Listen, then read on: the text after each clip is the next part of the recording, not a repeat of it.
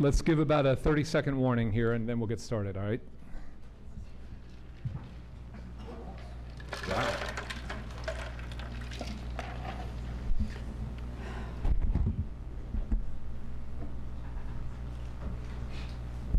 All right, thank you, everybody. Welcome to the May 10th meeting of the Jefferson County Board of Education. The board started the meeting at 4 p.m. when we had a work session on the tentative budget for fiscal year 2016-2017. We then continued at 5 p.m. with a work session on safe crisis management progress report, also known as seclusions and restraints. We then had dinner with the Superintendent's Student Advisory Council, and no action was taken at any of these events. I'd like to start the meeting with a short statement that I believe expresses the sense of the board. I hope it does. 2 weeks ago, members of the Jefferson County Board of Education met in work sessions to discuss the Code of Conduct and the recent salary study. The 2 weeks since then have been difficult for our JCPS community, and my goal here is to just say a few words about the board's perspective as our meeting begins tonight. My fellow board members and I are distressed that our work sessions have left so many teachers feeling disrespected and undervalued, because nothing could be further from the truth of our feelings. We treasure our teachers and their commitment to the students in our district. We understand how hard they work and that the conditions in schools are often challenging. We know that a great teacher is worth his or her weight in gold, and while we are not able to pay them according to that insight, we intend to maintain a competitive salary structure. And we know that our system of discipline must be improved. Over the last 2 weeks, we've heard from hundreds of teachers, perhaps thousands collectively, and other citizens, many students. And we understand the unhappiness with how JCPS has communicated on these topics. But the board collectively took up these topics, Code of Conduct and the salary study, for important reasons. And it's no good pretending that this work could be easy, or in taking refuge in calling each other names or blaming our problems on bad communication. Every member of this board ran for and was elected to our offices because we believe our schools must improve. We're not content with the academic results, which suggest that only half of our kids are graduating ready for their future.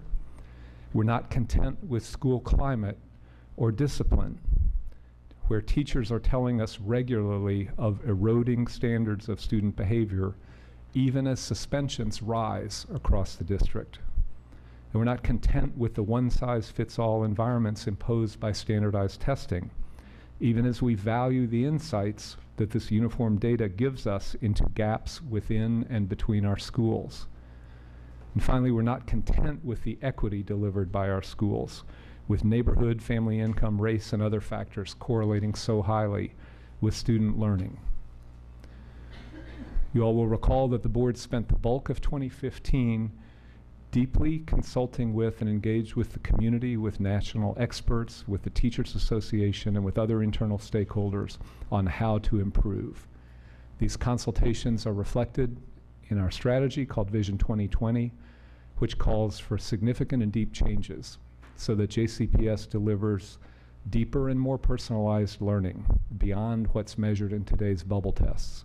Successful investment in building the capacity of our teachers and principals so they can teach and lead today's youth. Staffing our schools and coordinating other services that overcome the social factors that impede so many of our students or cause them to disrupt their classmates, including putting more psychological and behavioral supports in our schools. And there's a lot more in the strategy.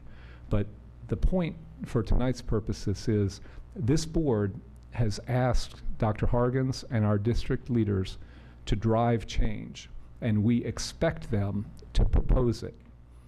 We've said we're not content with student behavior, then we've got to be willing to hear and debate new ideas about how to change it. And that's what was going on in the Code of Conduct meeting 2 weeks ago. We've demanded changes that we know are going to cost money. So as a board, we have to be, and we are open to hearing ideas about where to find it. That's part of what was going on in the salary study work session. This elected board was united in the adoption of the strategy, and we're united in asking the superintendent to take on these hard issues. We understand that this is going to be messy, and I guess we would ask the community to understand that it's going to be messy because there's no blueprint. Which big urban school district in America should be our role model? Is there a big city system that has figured all this out? I would say we don't know of it if it is. We have to take on these hard problems and demand that Dr. Hargens and her colleagues bring us solutions. Also, while we wish that all the people up here spoke always with the tongues of angels, we know that we, like the rest of the district's leadership, are busy people, and we don't always find the right words. Sometimes we clang like noisy gongs, and unfortunately, that's going to happen when we take on these hard problems. So the point, I guess, is that the board respects the concerns of our teachers and regrets the disruption, but we're united behind Vision 2020, which we believe represents the community's call to improve Louisville's schools. And we expect continued focus and tenacity in finding and funding ways to improve. There's one final part. This hard work is made even harder when professionals who help shape public opinion don't share their knowledge of the issues at hand. I've said before how grateful this board is for the small number of media outlets that still fund full-time paid professional reporters to cover education in Louisville. I'm still grateful for that. But just as I praise good reporting, when it shines a light beneath rocks that need to have light shone under them, I want to express my disappointment with the quality of reporting over the last 2 weeks. The reporters who sit through every board meeting and work session have a deeper understanding of the board's work than our teachers and citizens can have. They know, for example, that the board sets its own agenda, a subject on which I think we've bored everybody who comes regularly to the meetings quite a bit. We've spoken at this at length. And they know that interim reports and recommendations from community committees don't lead automatically to board action. They know that JCPS is party to union contracts, and that thoughts about salary are subject to negotiation, not board fiat. In short, they know there's a difference between the sausage factory of work sessions and formal recommendations to the board. And yet, both reporting and silence over the past 2 weeks have frightened our teachers and enraged our community by creating the impression that action was imminent to cut salaries and weaken standards for behavior and discipline. This was never the case, and I ask our colleagues in the Fourth Estate to think not just of likes and followers and retweets, but of the community they serve. That's the end of my introductory remarks, and we will now move to our traditional moment of silence.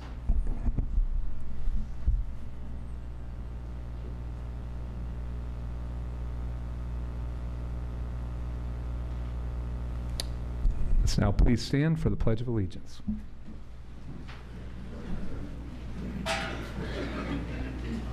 I pledge allegiance to the flag of the United States of America and to the republic for which it stands, one nation, under God, indivisible, with liberty and justice for all.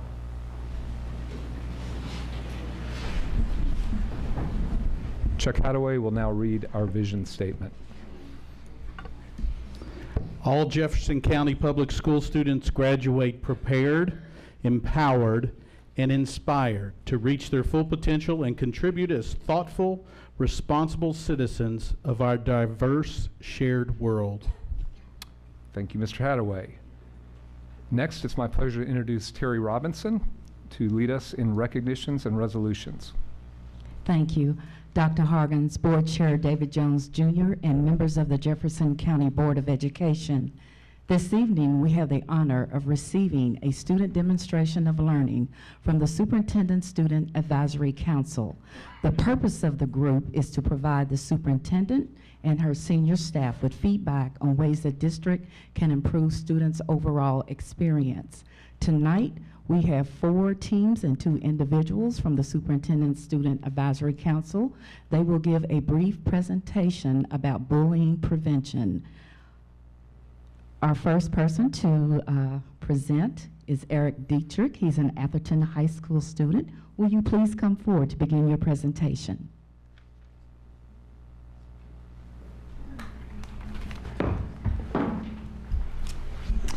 Hello, my name is Eric Dietrich, and my group mates were Hannah Sutherland and Jonathan Freck. They were not able to make this meeting, but they certainly participated in the creative process and legwork going into the presentation. First of all, our idea is stop the bullying. Pretty simple, right? So what is bullying? Bullying is when a person is being repetitively harassed, intimidated, disrespected, embarrassed, targeted, tormented, made fun of, or maliciously manipulated by others. Essentially, bullying is a broad subject, and it can affect a lot of people. And what I want to convey with this slide is that it's not a narrow definition. There can be a lot of forms of bullying, and with more technology, there can be a lot of methods by which that is carried out as well. How does bullying impact students? It can contribute and cause feelings of inferiority, low self-esteem, and depression, and widens the rift between students, continuing the cycle. Essentially, bullying can have some real long-term impacts on people, and that is why we should be so we should be so concerned with solving it, because it can affect people long past their educational life. So, our solution to the problem is stop the bullying. First of all, you see it, you say it. The prevention of bullying is a team sport, and to prevent it, we need to be aware if we're enabling bullies by letting it slip by unchallenged. My proposal to solve this is tip boxes and bullying hotlines that work to encourage students to speak out without the peer-to-peer repercussions that sometimes happen with speaking out. Next, talk about it. Bullying is the symptom, but not understanding how to deal with those different than you is the cause. Having a short class where students are encouraged to discuss their differences and gain mutual understanding to mitigate that misguided emotion that is bullying can stop bullying before it goes into the classroom and affects people negatively. Next, one community. We believe, my group members and I, that uniting against bullying is key to counteracting it. To stop bullying, we need to create a culture that is counteractive to the culture of bullying. Having a field day just once a year and encouraging students to work together beyond their immediate friend group develops a sense of community that stops bullying in its tracks and encourage people to work together and feel connected to their fellow students to speak out for that. Finally, please don't be complacent. Bullying can have effects leading far into adulthood, and for that reason, we should never be satisfied with anything less than nothing. Thank you for your time. Thank you.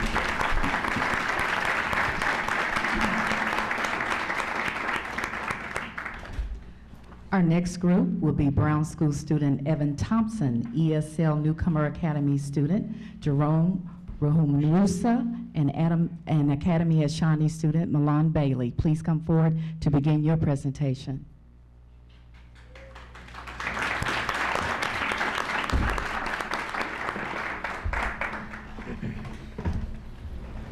Hello, my name is Milan Bailey, and I am the student representative for the Academy at Shawnee, and I am here to discuss the problem of bullying. Bullying can be defined as the discrimination or harassment against a group or set individual. Bullying is an existing and continuous problem in schools. Bullying is very diverse, and no one is safe from the effects of it. Bullying comes in many different forms, such as verbal, physical, and cyber. Within the parameters for physical bullying, sexual harassment and abuse are included, as this is targeted against a set individual. The problem occurs primarily in schools between students, even targeting students with special needs. All right. Hello, my name is Evan Thompson, and I'm the student representative of the Brown School. I'm here to discuss the effects of bullying. When bullying occurs, students can often feel alone or isolated, regardless of the type or the media in which it's conveyed. From physical bullying, the victim can often be left physically scarred with bruises, cuts, and sores, and with mental bullying, they can be left with the same sort of trauma going deep into their adulthood, as the Atherton representative Eric Dietrich said. And like physical bullying, sexual harassment can leave the victim feeling stressed, depressed, or alone. And what we can do with this is to solve the problem of bullying, we should implement student group therapy or tip boxes. This student group therapy has been used previously in Just Between Teens, a JCPS-based program in which the administrator would talk to the group and explain how serious bullying is. This group would include past victims, former bullies, and anyone who felt compelled to speak at said events. And it would be really just group counseling to better comprehend how bullying is in their set student environment. And with tip boxes, this could be set locations spread throughout the school in which anonymous students or even named students could drop off notes to the said counselor if they can't get to them to a certain day due to scheduling, to tell them how they felt, or if there was a serious problem that they needed to talk about, or they were restricted so that they couldn't speak to them in person. Hi, I'm Jerome from ESM Academic, and we hope for the future by opening the students to speak at the group's season. A great weakness will be protected with the groups. We hope that this meeting can change the protection on the problem that is. We hope that this meeting change the protection on the problem that is bullying and rise great weakness. With the opening of the type boxes, schools counselor will have a nice time hearing that voice of the student body who may be too scared to speak about the bullying problem in personal. Thank you.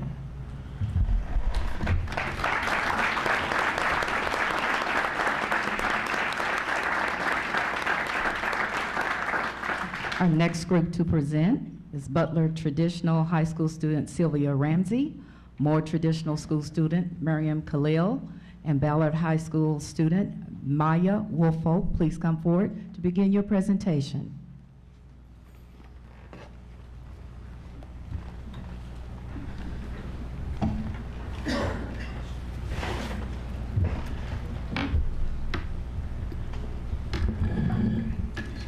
Hello, my name is Miriam Khalil, and this is the No Bullying Allowed. My name is Maya Woolfolk. I'm a senior at Ballard High School. Hi, my name is Sylvia Ramsey, and I'm a junior at Butler Traditional High School. So our little project is called No Bullying Allowed, and I'd like to point out before we start that we include in our presentation some information about all of our different schools, but the programs that we suggest we really think could be implemented across the whole county. So that's really important because we have differences amongst our schools.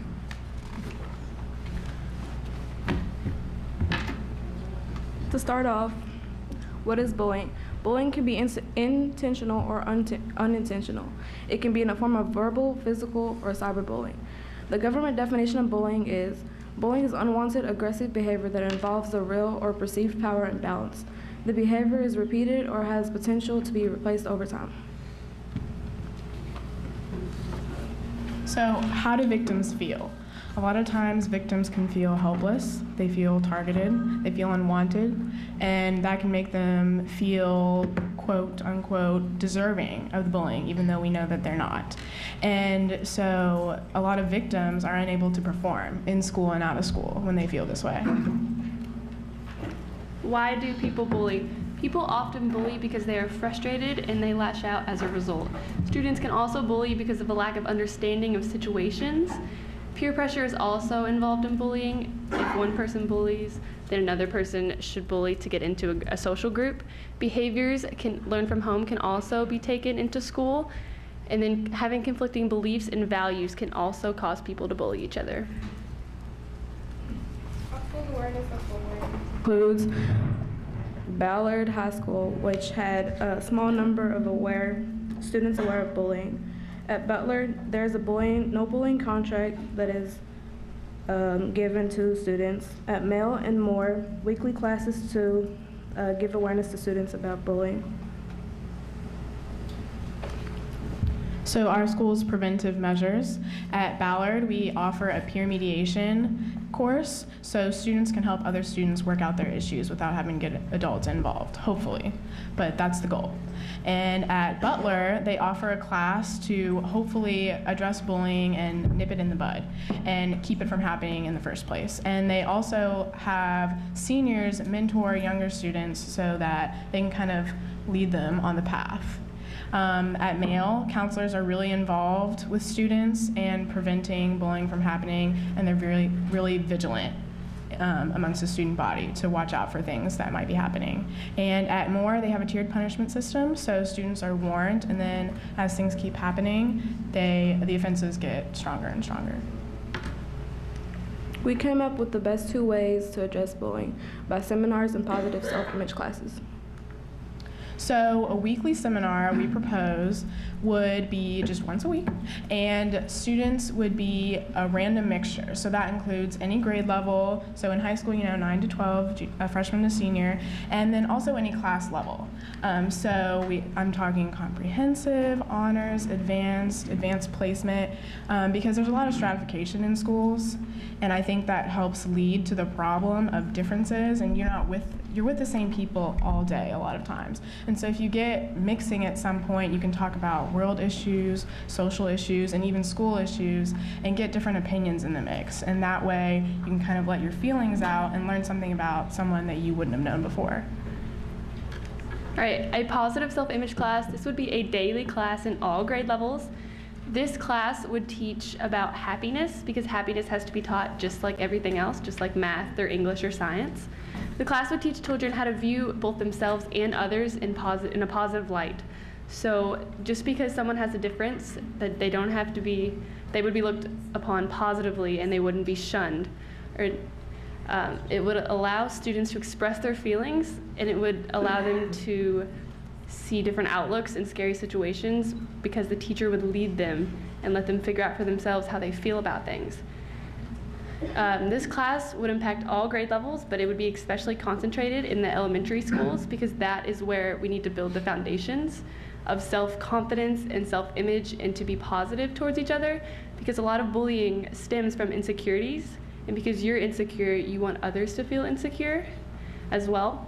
And the entire student body would be affected, and hopefully many of the reasons why bullying occurs would be nipped in the bud, because there would be no more insecurities. And then hopefully students would build bonds with each other, and they would be allowed to feel a sense of community. All right, we need to stop treating the symptoms of bullying and begin to treat the causes. All right, we thank you very much. Have a wonderful evening. Thank you.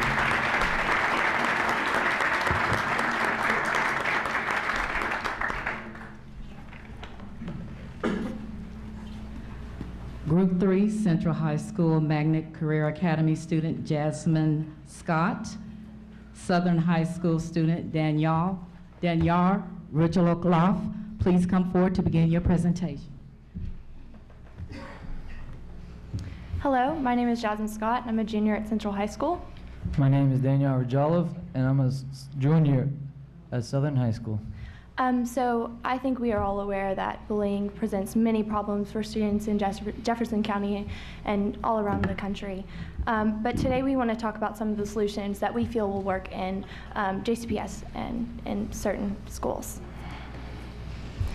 So at Central High School, I personally have experienced a special needs bullying problem, and I think that stems from the inability of students to communicate with special needs students. And so we've come up with some things that will help solve this problem. However, these problems at my school do not occur that often, because the conduct for special needs bullying is really high, and the consequences are really punishable, and people know this, and they don't do this. And also we have programs such as Best Buddies program, which is when once a month or twice a month a student and a special needs kids get together and they talk about their issues. They're like best friends. They talk about everything they need.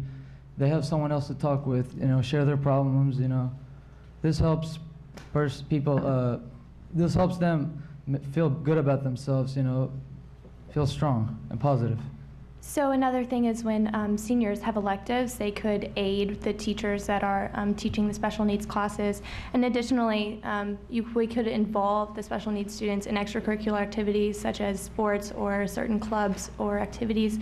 This will help the students who are not special needs build relationships with the special needs students, see them as people that have they have interests and they're not just someone that has a disability. And it'll also help the special needs students make connections and build their social skills. So another problem that we have seen is high school cliques, and people tend to stay in their comfort zone and don't necessarily branch out. And also younger students who don't have the strong support system or a role model to look up to. So we've also come up with some solutions for that. Some solutions can be like after-school activities such as garden projects, school ground keep-ups, car washes and repairs. I know we had this 2 weeks ago. It was called Give It Day at my school. It was really helpful, and students from all different races and parties, not parties, but different groups, genders came together and they talked as one. Some people never talked to each other all year long, and these people came together and helped out our community and they just took a day out of their lives, and this helps them, come together and stop bullying, bring peace into our community. So by involving the older students and the younger students and even the teachers in activities that will, outside of the classroom, will help to create a positive community and a positive environment that will enforce no bullying allowed. And we thank you for your time. Thank you. Thank you.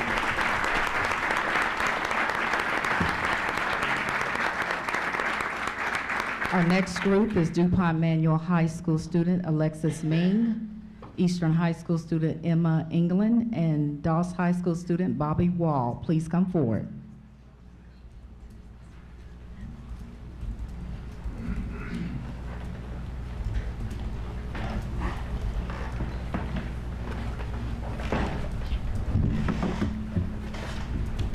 Good evening, I'm Bobby Wall from Doss High School. Hi, I'm Emma Engelman. I'm a junior at Eastern High School. Hello, I'm a junior at DuPont Manual High School. My name is Alexis Ming. Bullying is a severe problem that occurs at all grade levels in every school. It would be ideal to implement I Am Me Week, which is an annual program to introduce and discuss the diversity found in JCPS. All students should be fluent in the language of acceptance.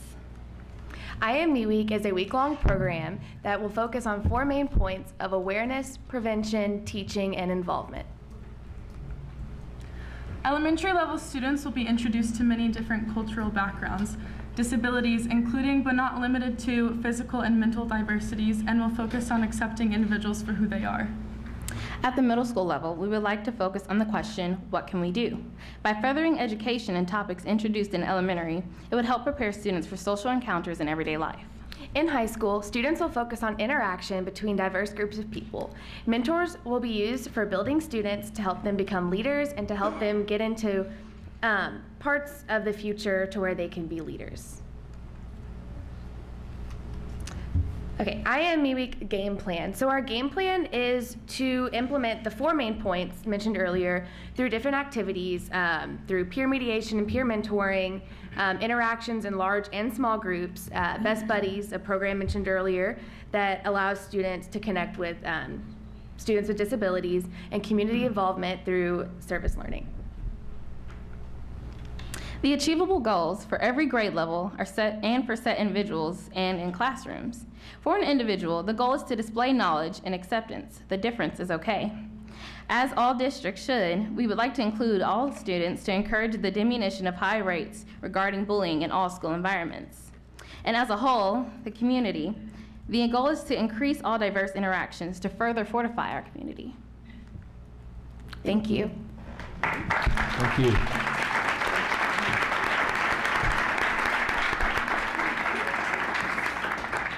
Our last presentation will be from Western High School student Tasha King. Please come forward to begin your presentation.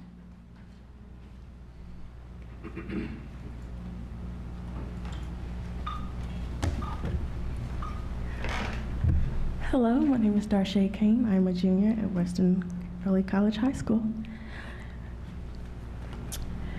As a part of addressing bullying during the school year, student leaders, myself included, began to take a look at the core reason as to why bullying exists. I discovered that much of bullying roots from lack of diversity, students not understanding others from various backgrounds. Western addresses bullying by having considerate counselors that are open to talk about any situation. We have security guards that are friendly and will end any situation that involves bullying. As part of my mission to fix bullying, I sought out to understand diversity, locally and in New York. In New York, I studied diversity among neighborhoods and paired with people of different religion, race, and genders.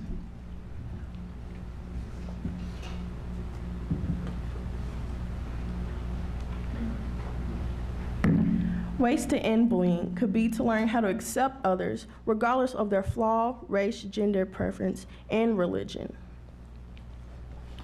With that, I feel like once a week, Western should have a peer group meeting with people of different race, religion, and genders to get an understanding of where they all come from. Thank you.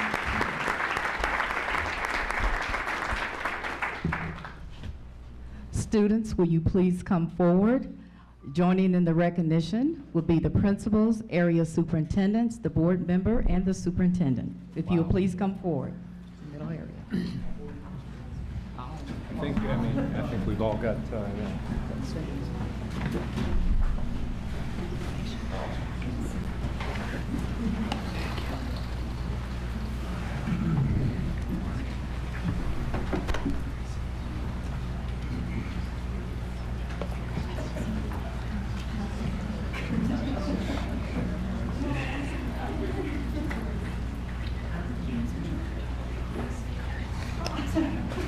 Get together like you all like each other.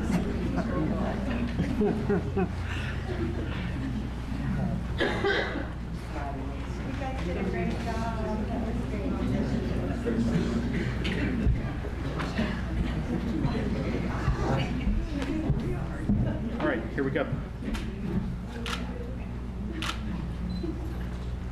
Over here. Thank you. I'd like to ask the parents of these outstanding students to please stand and be recognized. Parents, will you please stand?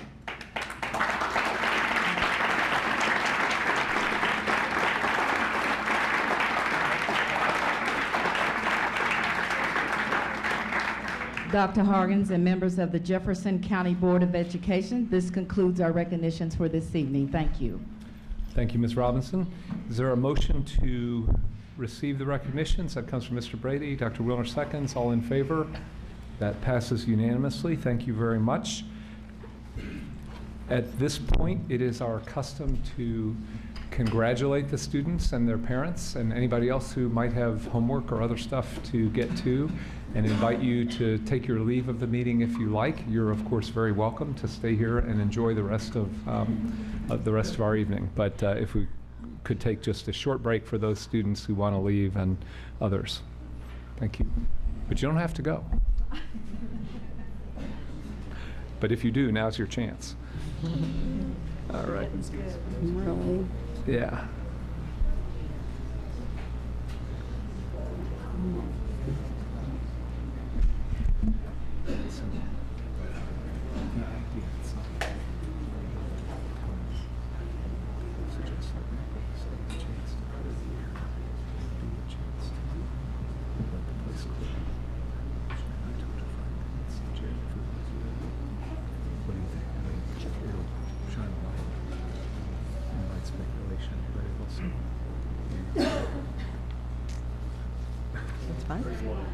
Good.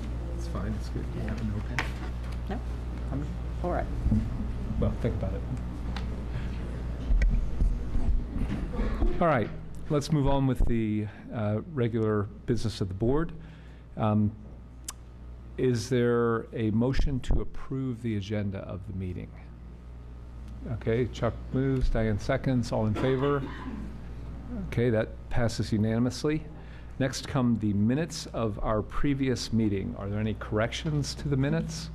If not, is there a motion to approve them? Okay, Linda moves, Diane seconds, all in favor, aye.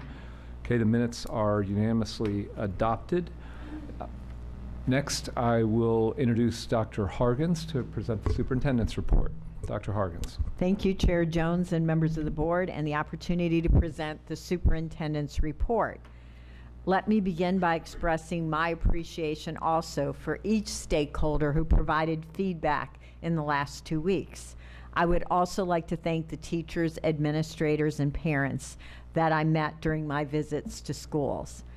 This is what public education is about. I am grateful and proud to stand up for the importance of public education. Someone told me this weekend that I'm a flashlight, shining light on issues and asking questions about what is, so that we can work together to improve the current reality and get to what can be. It has been said that the first step is to clearly define the problem you are trying to solve. Let me begin by talking about the problems we should be grateful that we do not have to solve. And I have identified 8 non-problems. First, we have amazing, dedicated, and talented employees who work tirelessly and care about the students of JCPS. Many of those employees are proud alums. Second, we have students, as we just had demonstrated, who want to have a great life. And we have parents who want that for their children. We have a bold strategic plan, Vision 2020, that demands more of each of us, expecting deeper learning, personalization, and authentic, meaningful assessments. It demands that we develop capacity within each of our employees, and that we develop the capacity to work together in teams. We have a board that has been crystal clear about their expectations and is demanding that we execute this plan, and that this plan be a guide for our work so that we provide a quality education for every student. And they demand that we account for our work in a project management timeline. We have a community that values education and demands it for every child. That is good for the individual student, good for the school, and certainly good for the district and Louisville. We have a community that is willing to step up and invest in our strategic priorities. Let me give you some examples.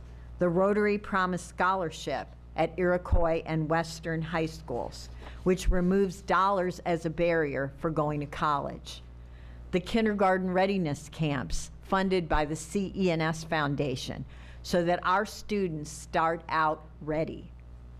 The Compassionate Schools Project, funded by private donations so that our students can learn to self-regulate and understand and be mindful about the consequences for behavior.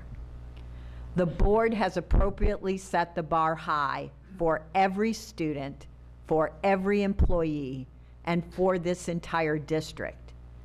Vision 2020 is grounded in 10 core values, one of which is equity, that all students receive an education that gives them what they need to thrive through the differentiated supports focused on removing social factors that could be a predictor of their success, that shouldn't be. We do have competitive salaries. What the independent consultant said was that other districts that they work with are left with the daunting, impossible task of finding dollars to make the salaries competitive.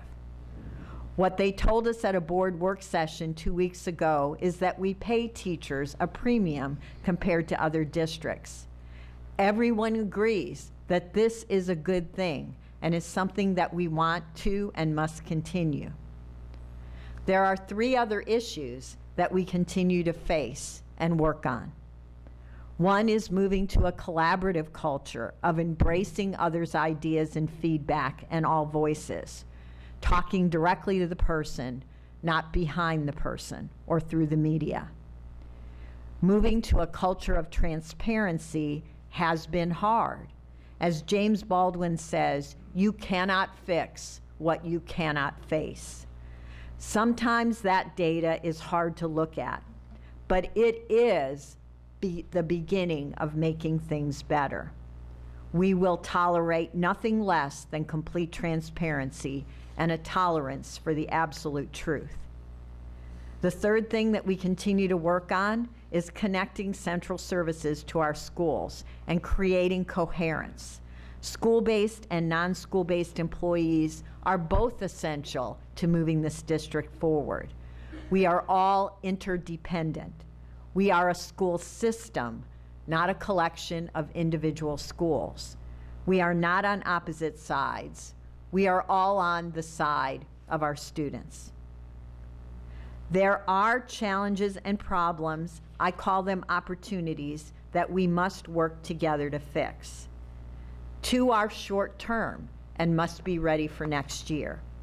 The first is creating a system to support having high behavioral expectations for our students that is understood by all and clearly executed by all. A safe, orderly learning environment is foundational to academic success. The goal is to increase appropriate behaviors and increase time spent on learning. Step one is to pull the pieces that we have into one coherent system, and then to create an advisory council with internal and external stakeholders who will work with me to monitor how well this system is being executed and what are the results of this execution. Key stakeholders will receive invitations to a superintendent summit on Monday, May 23rd.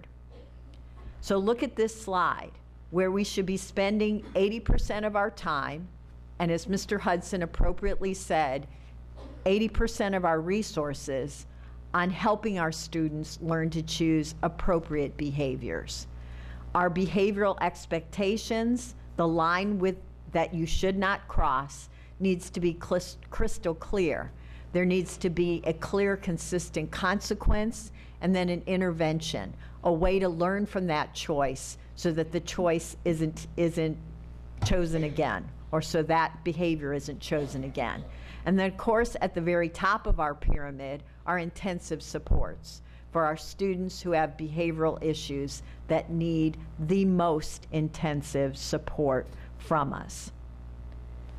The second thing that we need to do before the start of the school year is creating a system of assessments that fuels teaching and learning rather than takes precious time away from teaching and learning.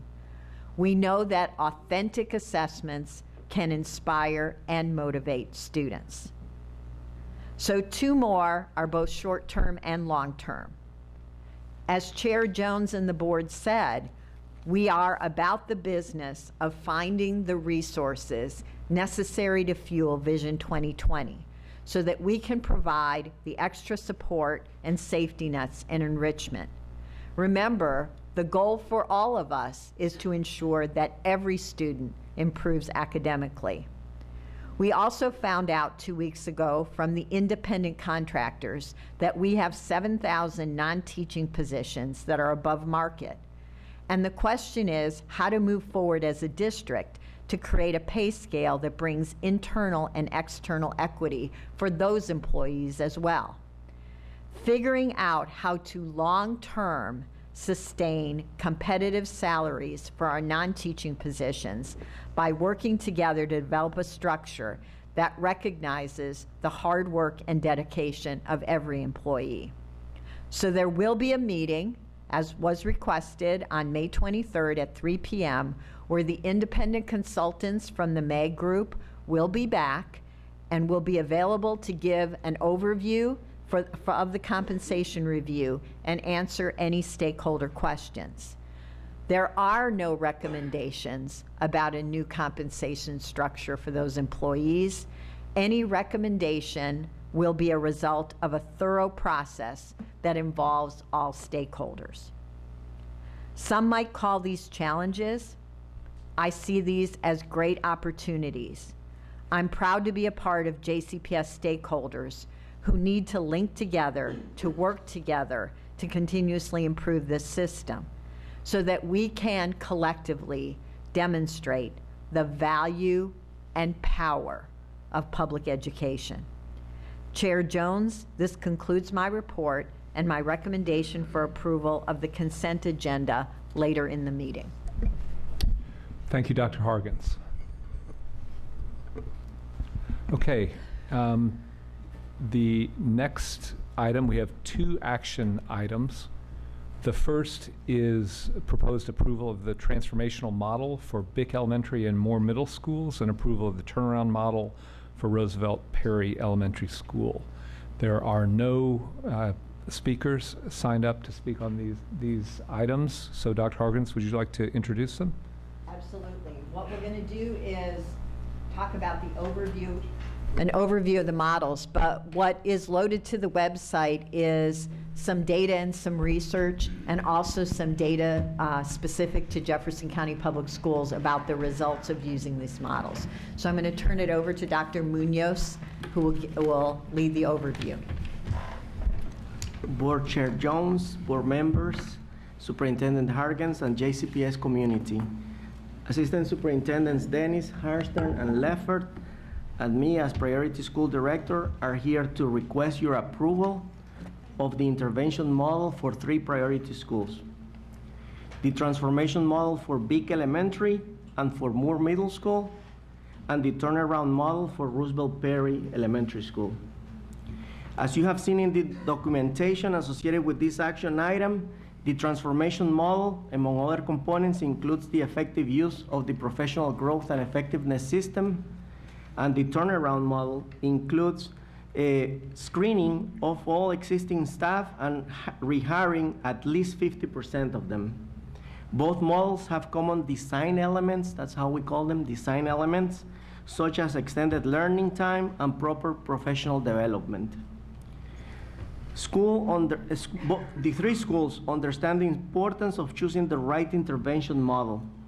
We want to recognize the thoughtfulness of the schools, administrators, faculty, parents, and students associated with this proposal. Schools with proper district support have identified the intervention model that better fits their context of schooling, and they have used data and their professional judgment. Upon your approval, we're ready to move forward with next steps. We want to address the set of improvement priorities associated with the diagnostic review process.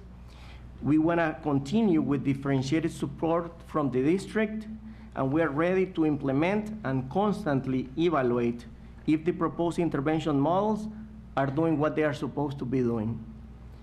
Thank you for your consideration of this proposal. Thank you for your commitment to the approximately 16,000 kids associated with priority schools.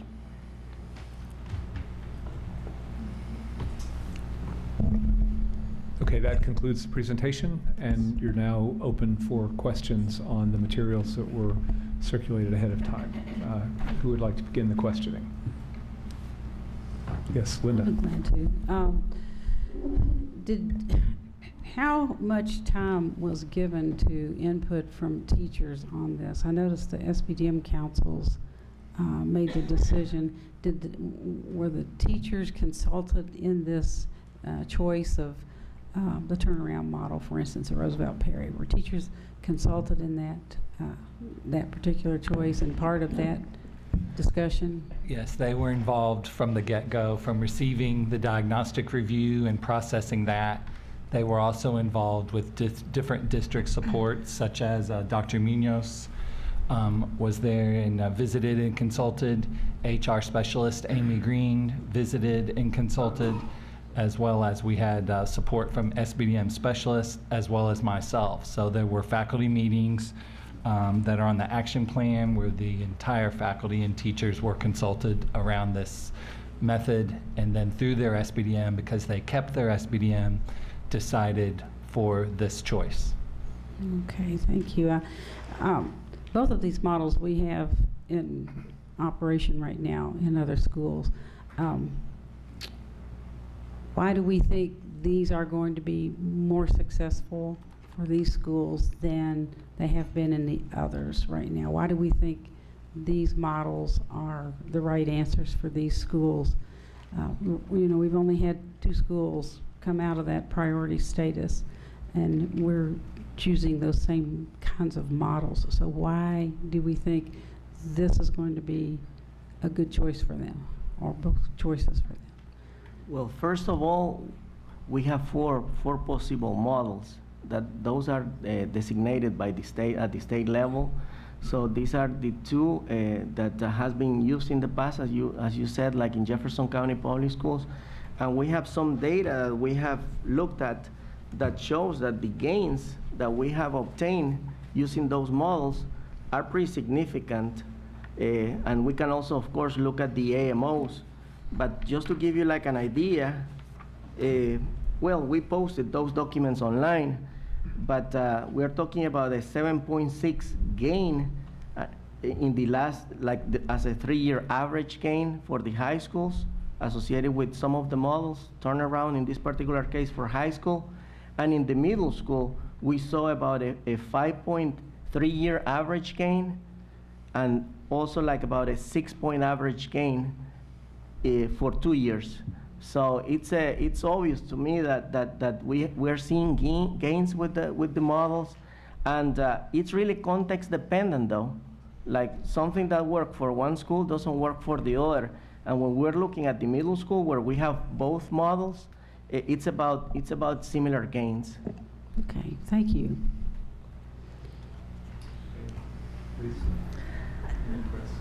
So the last time that we had to adopt a transformation model, I wasn't in the seat, but I just wonder how it's going to be different now that we have Dr. Munoz in this position, and what kind of extra supports we can expect for our priority schools. That's an excellent question.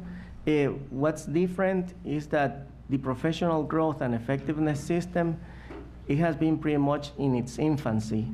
We have been collecting the data, we have been setting systems in place, but I think that we're now in a unique position of really using the data to customize the professional development of teachers. I think that the Danielson framework has lots to offer. I think that we're ready for that. Chris. Thank you, Chair. So there's a little bit of more of different dynamics at play this time, because now we have 2 elementary schools, and we haven't had an elementary school before. And when I look at these 2 different models, and these are the majority of the models that we've been using, or actually the only models we've been using in our system, I've noticed that within the middle school space, we have 3 transformation models and 4 turnaround. And it seems to me, and I could be wrong, but it seems to me that the turnaround method has bigger point gains than the transformation model. Now that might be because of the schools with transformation model might be a little bit more challenging schools, but given that information, I'm just kind of curious why we don't, and the fact that the majority of schools that we have turnaround method on, it seems like we have a lot more experience with that method. So why are we looking at transformational model? And I'm not trying to mean that as a leading question. I'm just curious to know why we would choose to go that way. And I know the SBDMs also chose that. Right. So at BIC, it's an interesting case because we had a program at BIC, the Waldorf program, that moved right down the street to Maupin. So many teachers who were Waldorf teachers moved. What that meant was that we got lots of new folks at BIC this year, starting this year, which in effect restaffed BIC. So what we've got now is a relatively new group of teachers, very committed to the building. They're bonding. They are making plans together. So it gave BIC the opportunity to, in effect, say, we are already restaffed, so we're going to look at transformation. And that was a very particular case for this school, their context. And KDE is okay with that particular interpretation of that? They've picked transformation. So, okay. Well, so we're not doing restaffing there. So that's why we selected the transformation. Okay, all right. And also more to the general question that was my first point. How is this going? How do you, with the introduction of elementary schools within a priority school category, is our strategy changed? Are we approaching that differently? Because that is a different type of school. In the past, many years ago, we have had elementary schools in priority status. Okay. Different nomenclature then, but we have had schools in that position. So we do have some experience supporting schools at the elementary level with turnaround efforts, and we've had some success with that. So it is a little bit different. Teachers tend to keep their kids all day instead of having them change every hour. What we'll do is the assistant superintendents and the ETCs spend more time at our priority schools than in other schools. We differentiate our time. And so we will be helping those folks look at their systems and create solutions to some of the challenges they have. Additionally, we will get staff from KDE, education recovery teams that will help us. So those folks will be experts at the elementary level. So they'll be supporting those schools too. So we look forward to some real successes. Okay, thank you. Okay. Steph? I did have the opportunity to visit BIC, and Amy was there, and Dr. Wilner, and Ms. Porter. And I was, you know, I did experience that, Chris, about the teachers. You know, they have a whole new group of teachers. There are still teachers who have been there a long time, so you have kind of a neat mix, a balance between teachers that have experience and not. So it seemed like really fertile ground. There was a parent event that had like 200 people, and the principal is very dynamic and very experienced, and it was, you know, really really wonderful to meet Ms. Darden. I think that with this, she also really lit up. She's very excited about her staff. She's very excited about the teachers. So, and I did get to meet many, and I was really impressed. So the couple questions I had, just with, you know, your focus, obviously they're really trying to, you know, unfortunately focus on their test scores so they can come out of this priority status. So not being an educator and not quite understanding how this is all changing with No Child Left Behind and that going away, because in the research, that last PDF you've got, it talks a lot about No Child Left Behind and these strategies. So this, if we don't have No Child Left Behind, is this a strategy? I mean, you guys feel strongly that even though these are the 4 models that may be here or there or nowhere, but is this a strategy? It sounds like, I know for BIC, it was very much, seemed very right. And for the other schools, even if there's not this No Child Left Behind, is this the right strategy for these schools, you feel? I believe that they are the right strategy, because this is coming as part of something that in the past we used to call comprehensive school reform and CSR, and you can see at the design elements, and they do make sense, like job-embedded professional development. Who can negate, like you know, that's the way to go. It's not about the summer institutes. It's about, you know, like that every day on the job relevant PD. Also, pieces associated with extended learning, they do make sense, because we only have kids for 6 hours, and we need like to keep supporting them. Also, the use again of the professional growth and effectiveness system, so that we can actually address ways of customizing the support for teachers, because at the end it's all about the teachers, it's all about the principals, it's about the family involvement. So you can recognize different elements, different design elements in all these intervention models that connect with some great research that can back it up. And now, actually, that's one of the reasons why the research on the particular models gets a little bit complicated, because there's more research about the specific elements of the models than the whole models in its entirety. Yeah, so I mean, at some point, without No Child Left Behind, we can maybe just take the results, you know, of the different elements that are, like you're saying, are research-based, and choose that, maybe. Now, is it complete? Yeah, there are other pieces that might be missing, like for instance, these issues associated with capacities and dispositions, right. The use of STEAM, kind of related pieces. Those make a lot of sense to me, and those can be definitely part of the formula. Yeah, that's what I'm hoping, because like we talked a lot at BIC about, you know, trying to see more arts, and it seems like they have like a lot of teachers that really could use their artistic skills and put them into a STEAM program or an arts program, whether it be music, art. So there were certified people, there were people playing guitar, and so that is like a different model. It's not one of these No Child Left Behind, but to use arts to, and you know, really enrich that environment would be really exciting to see. I think it'd have fertile ground at BIC. Absolutely. Diane? Thank you for the opportunity, and thank you, Dr. Munez and the area soups. I've spent time at BIC and Roosevelt Perry. I am proud to be the school board representative for those two schools, and I support your recommendation to the board because we have to do some things differently if we want to see success look different. As it pertains to Roosevelt Perry, the restaffing model will give them the opportunity to build team, and that has not happened to the extent that it needed to up until this time, so I support that 100%. I also support the fact that we're putting additional things in there to make the school be more effective, and I know that you are working with them and that they will develop a 30, 60, 90-day plan that we will be able to monitor along the way. It's about teaching the students that you have in your building and providing the type of instruction that they need, and it's on the school to determine how to make that happen.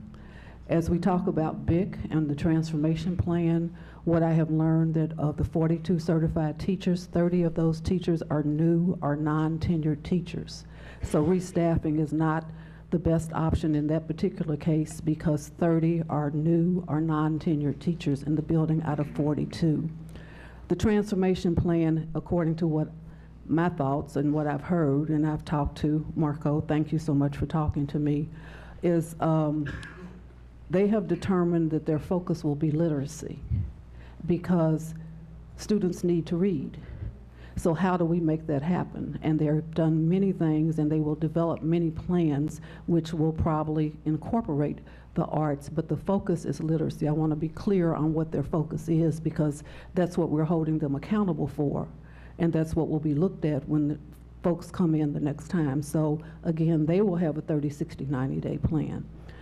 And one of the things that we have attempted to do this year is to provide student stability in the building so that they have been able to develop a culture of the population of the students that they have, and I think that that has been effective. So I commend what we've done, but I understand that we have much more to do. I thank everybody that has done the work. There's much more work to do. I was happy when they, both of the principals were deemed to have leadership capability. That's important. And I think that they have the passion. I won't say I think it, I know that they have the passion for each student that comes in the door. And with our help, our community help, because they're there for a small period of time, but with our help, our schools can be successful. So I thank you for your report. I support the recommendation 200%. Thank you. Thank you.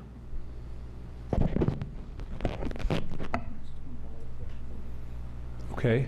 Chris, Lisa, and then Linda, and then David. I'm sorry. Just one quick follow-up. Member Horn's question actually sparked a thought. Since No Child Left Behind is no longer, and we have ESSA now, we're not limited by the 4 transformational models, or is that a KDE thing? And if we aren't limited, are there other transformational models, or is it, from what I gist of the answer I got, is it a mix of different strategies that we can employ if we have to, hopefully not, implement something in the future? The new regulations are not yet in place, so we're still bound by the old ones.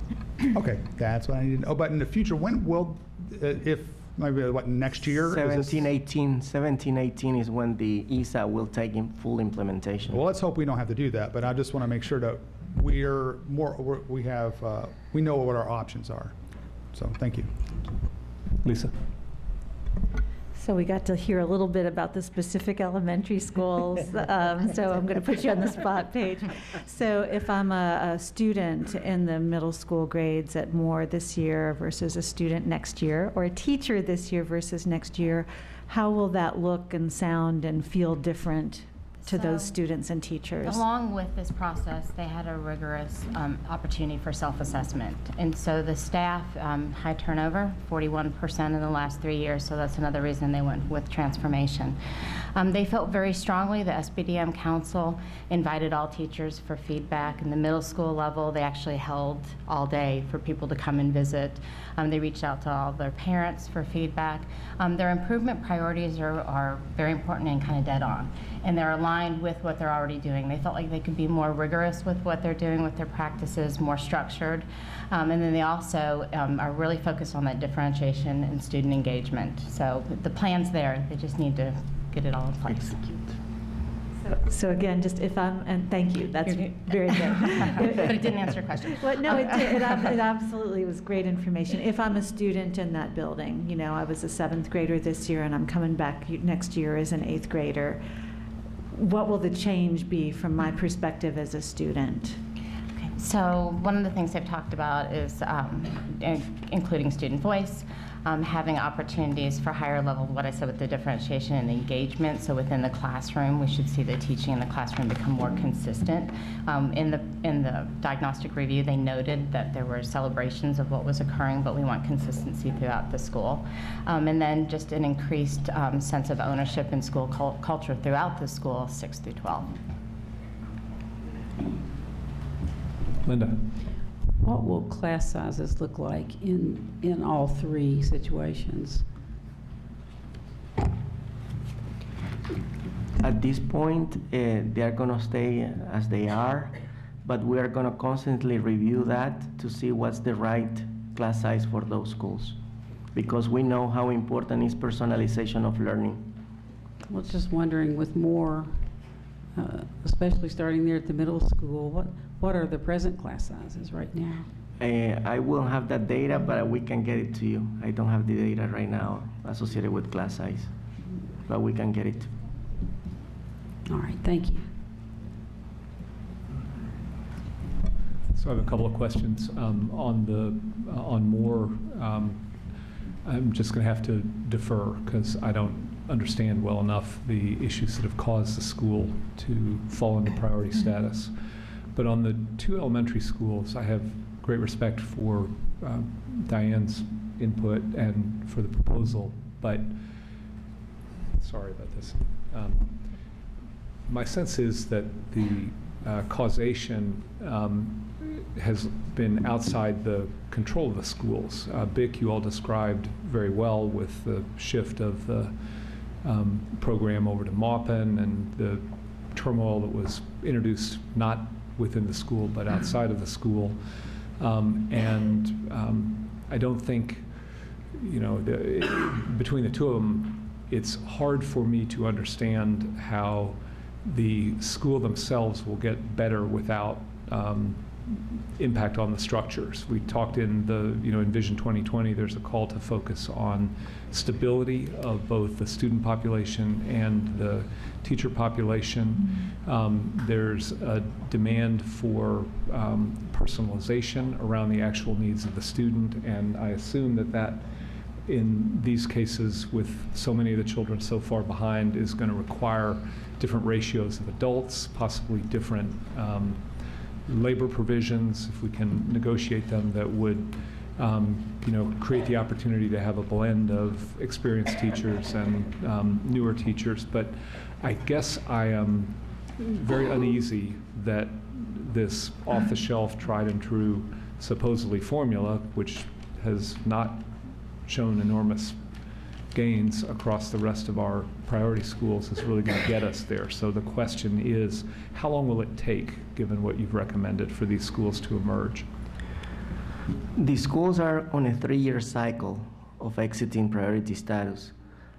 So we are expecting some of the schools to meet AMO this year, and we will continue to work hard, so in 2 years more, they are going to be out.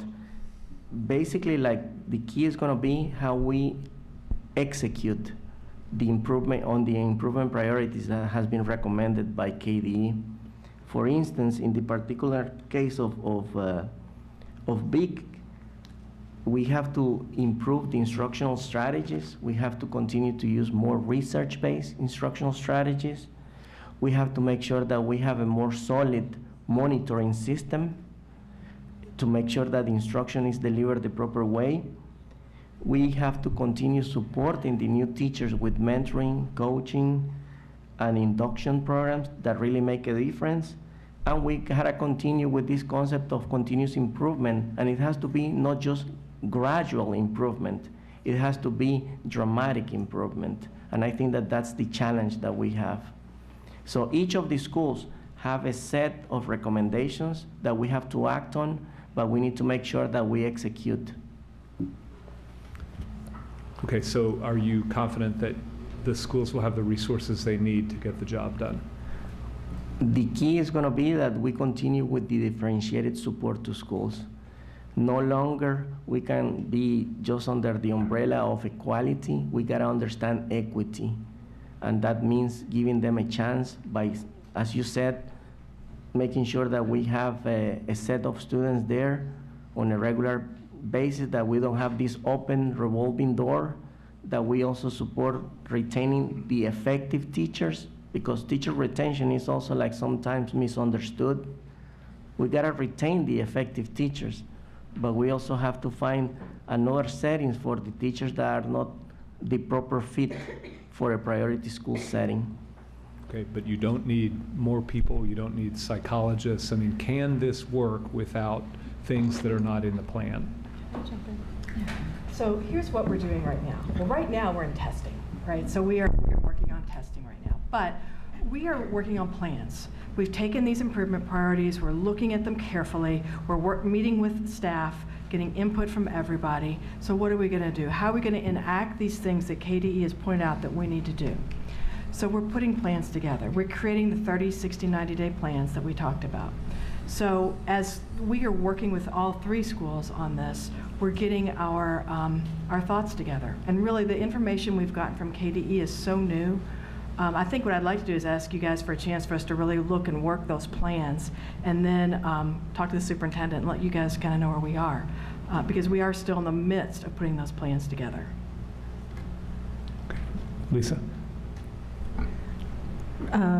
Attracting and retaining effective educators, and that's something we've had a lot of conversation about. Have you guys, and as part of the planning process, and I understand that there's work ahead, are you working closely with EQUOC? I know they came to this board with some very specific recommendations for growing and retaining effective educators. So is that collaboration happening? Well, we're actually looking very carefully at the recommendations that were provided by EQUOC, like in the 3 board meetings ago, and we're working very closely with Tom Hudson and the assistant subs to make sure that, because that's something that actually as a district we have to tackle. In the recent district audit, we were found that we have the leadership capacity for improving priority schools, but there was one improvement priority, 4.1, associated with the HR system. I'm just speaking of that, having the leadership capacity, and this is for us, so you guys are off the hot seat for a second.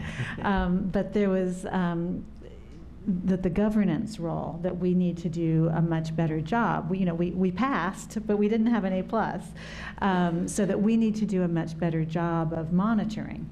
And that we need to see data, and we need to have regular updates, and we need to know what programs are effective and which aren't effective, and so forth. So I'm not quite sure how we have that schedule and have that set so that we have regular monitoring. And if a program isn't working, we say, oops, not working, let's change direction. I just feel like we need to have systems in place for us to be able to do a better job of monitoring. Okay, I agree with that, and I guess we'll call the vote now. I have a lot of unease about this because when we go through the budget and we go through the conversations that we've had over the past week, 2 weeks, there's a lot of emphasis on scarcity, and we don't have enough, and we need more, and we have high correlations of poverty and behavioral problems and not enough adults in the room and all this kind of stuff.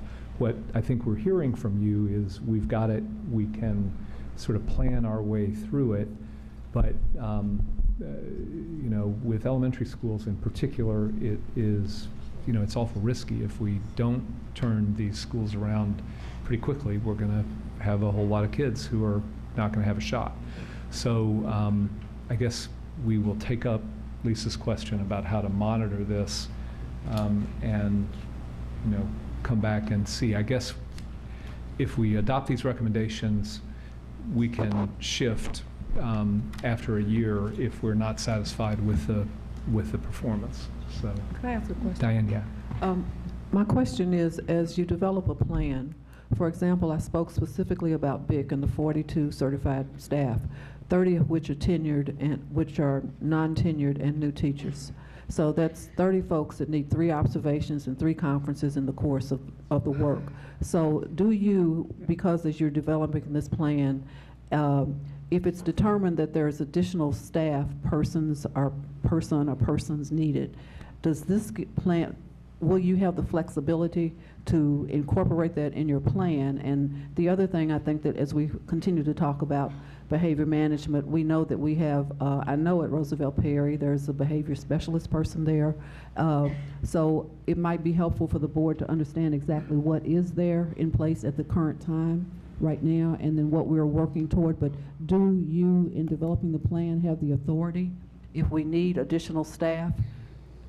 Can that happen? I guess that's a yes or no question. It's not yes or no. They would go through the budget request process, so which gets looked at. So yes, they can request additional funds, but again, we have to have them to be able to give them. Okay, well, you know, personally, I think that, thank you, David, for Board Chair Jones, sorry for That's being an familiar, example of but one. thank you for bringing it up, because it's, here's this word you all love for me to use, it's critical that we get it right. And when we know that we have 30 folks that need those 3 observations and conferences and everything else, that's a tremendous burden for one principal and one assistant principal. And I'm going to talk about that some more on another day at another time, but thank you for bringing that up. No, I think that's a good example, and I think we can't tell you how to, you don't need a committee managing your schools, but you got to hear that if you don't have the resources, you have to say, because we can't just pretend like we're going to turn these schools around. We got to actually get it done. Well, to that Steph? end, Oh, sorry, please. Yeah. To that end, in a proactive manner, Roosevelt Perry already, through the support of the district's teachers, are going through a mentoring program. So that's currently going on.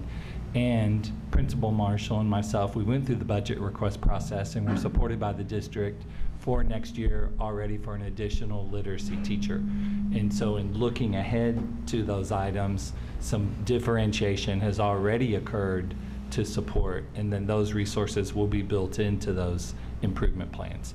So some of that has already occurred, Chair Jones. Thank you. Steph, did you have a comment? I just wonder, in the motion that we're passing, what we're saying is we recommend, you know, approve the use of this model, but couldn't we just, you know, add that oversight into the motion? Just we'd like you to, you know, come back. So just put it right in the motion instead of just broadly, we're going to approve this. You know what I mean? Like, what would be reasonable? I mean, I do know what you mean, but I'm trying to find the language of we're in the recommended motion. motion is, you know, recommends the Board of Education approve the use of the transformation model as described, you know, at BIC, more in the turnaround model. We could put that, we could just pass it so it's already in there, you know. Okay, so let's do it. Let's do it by standard procedure. So first, is there a motion to,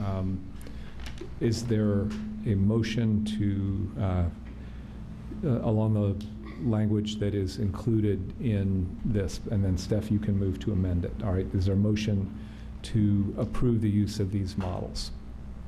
Okay, Diane moves it. Okay, Steph seconds it.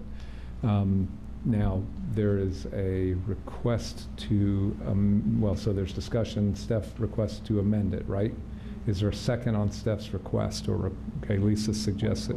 Yeah, Chris. I'm sorry, point of question. I'd just really like to know how what that language is going to look like. And I don't mean to be such a stickler. And I know we're putting you on the spot, but if Frank has any input on this of how to wordsmith this, so we're kind of clear on this.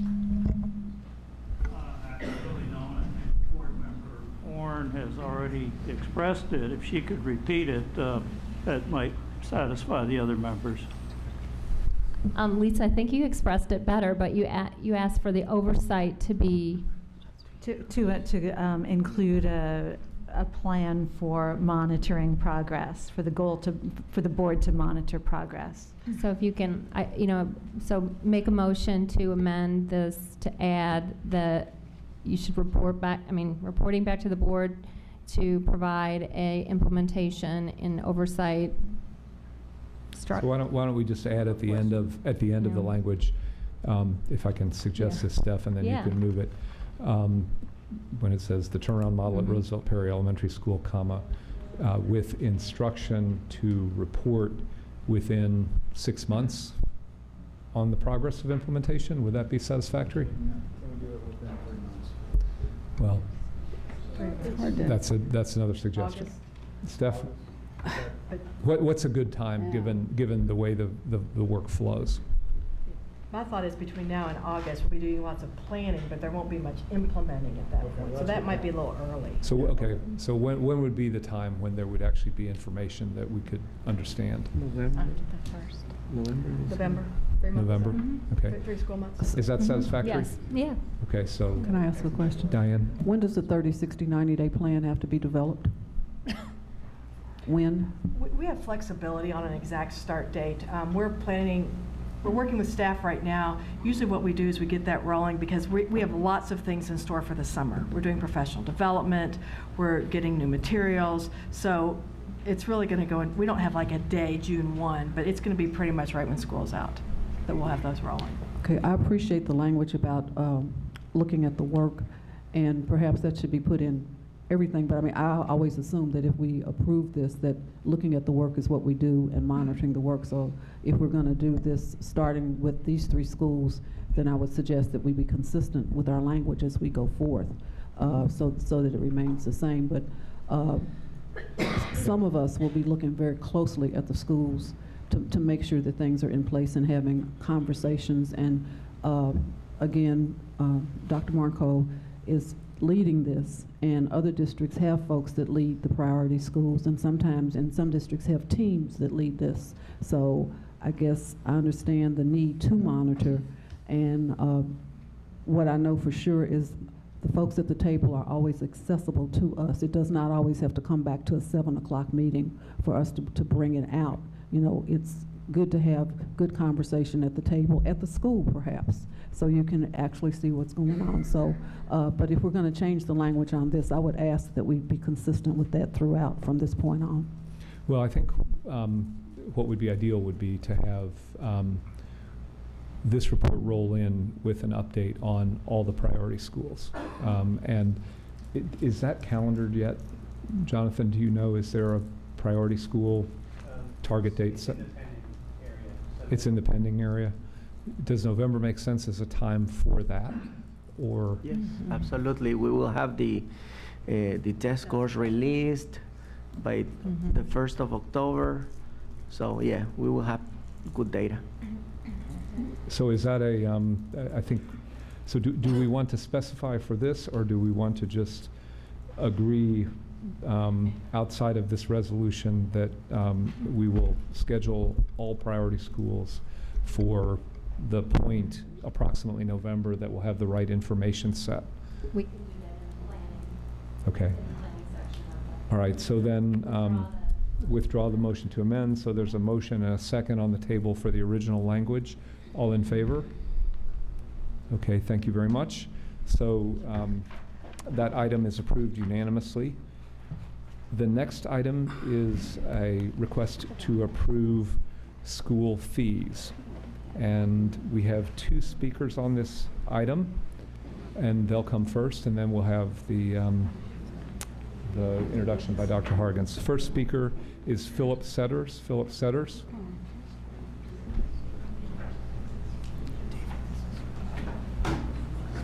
Yeah. Okay. All right.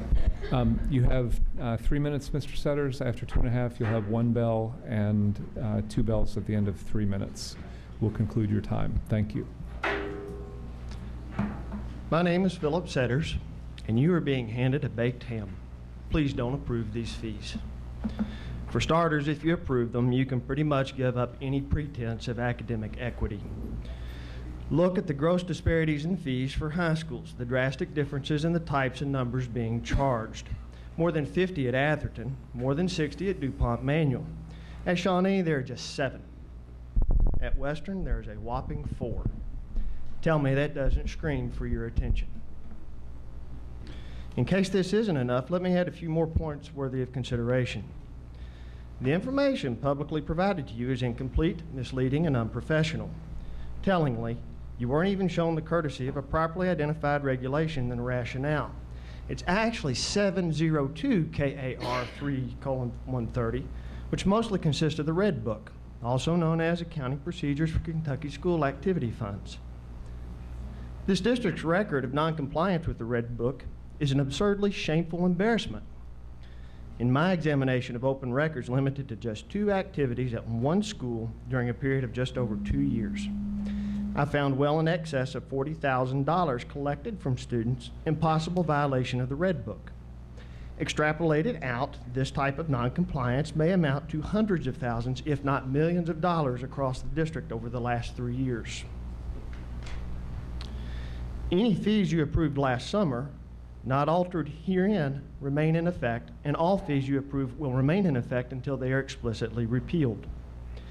If you have approved a fee, the full amount must be charged, and not a single red cent more or less. The fees just cannot be waived willy-nilly either. The regulations specify significant limitations on the ability to waive fees. For the most part, only those fees charged during the regular school day from opening bell to closing bell can be waived, and even then there are limitations.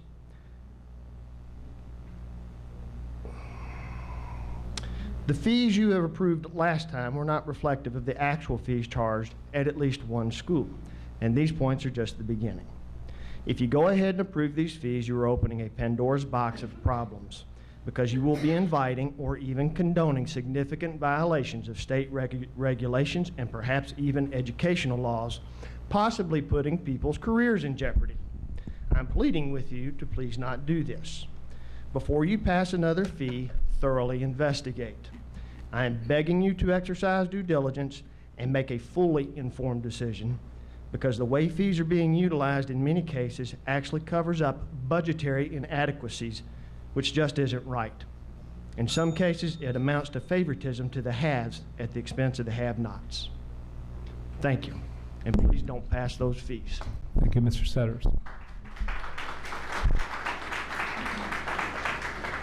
The next speaker is Jennifer Bentley. Jennifer Bentley. Thank you, Ms. Bentley, for being with us tonight. You have 3 minutes, 1 bell after 2.5, and 2 at the end of 3. Thank you. Ladies and gentlemen of the board and Madam Superintendent, before I begin, I would be remiss not to speak to the students who presented here today on bullying. They ask a lot of very serious questions, and I will tell you that I have the answer that they ask, and the answer is in our music programs. That's where every student has a home, where every student, no matter what their mental ability or their physical ability, will participate.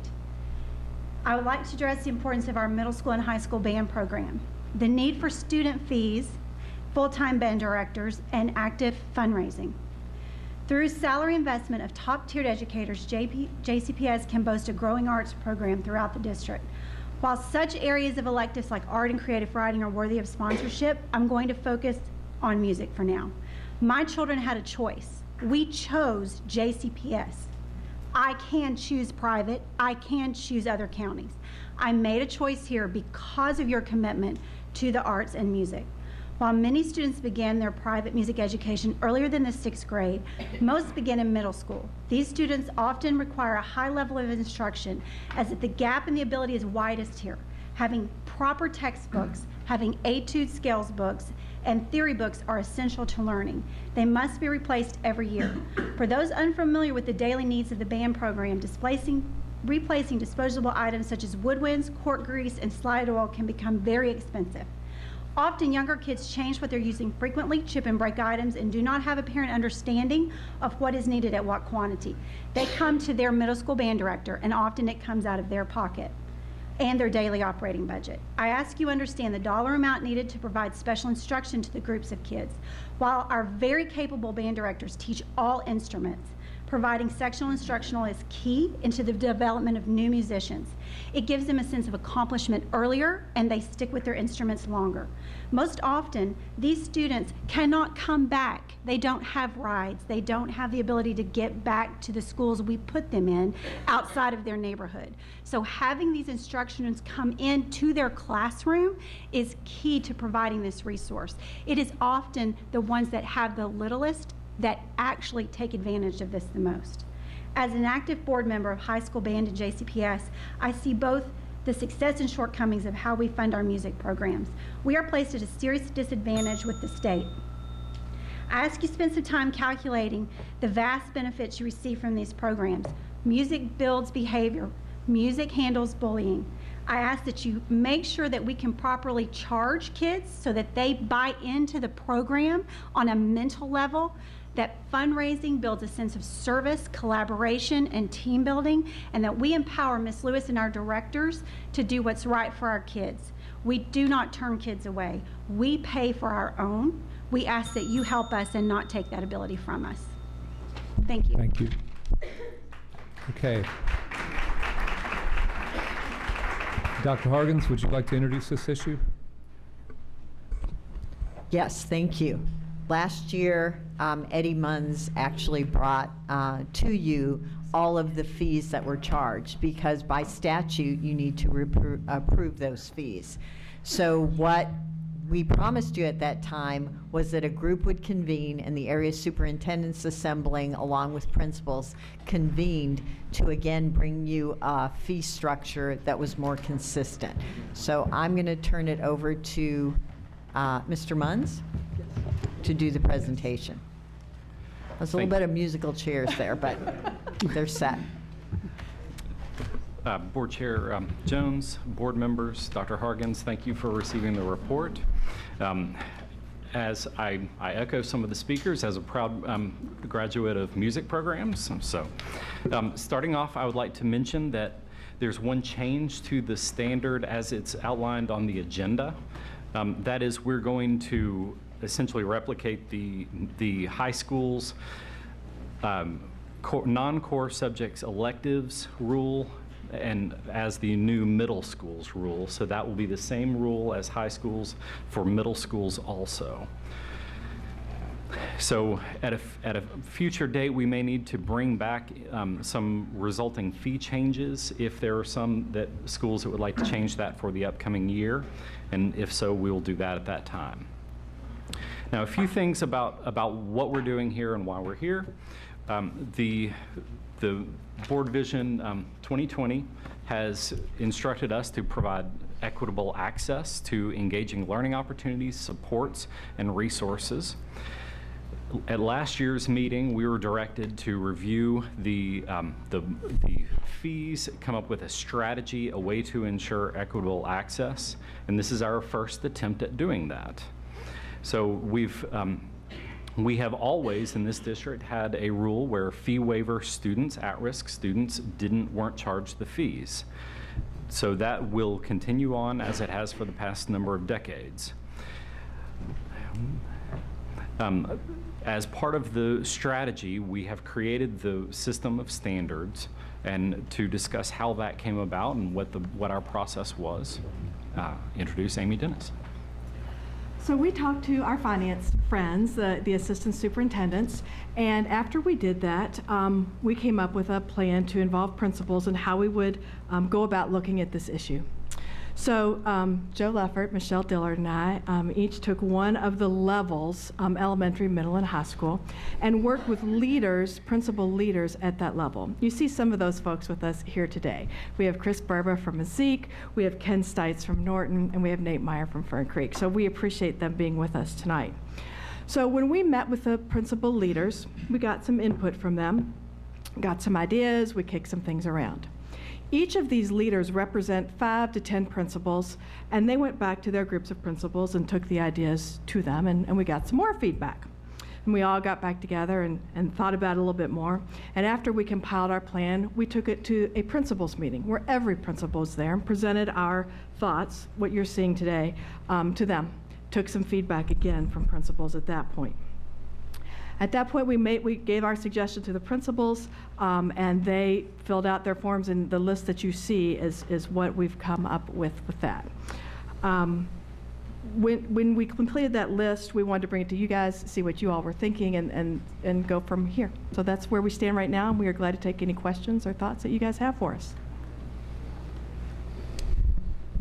Okay. Who wants to start? Chuck?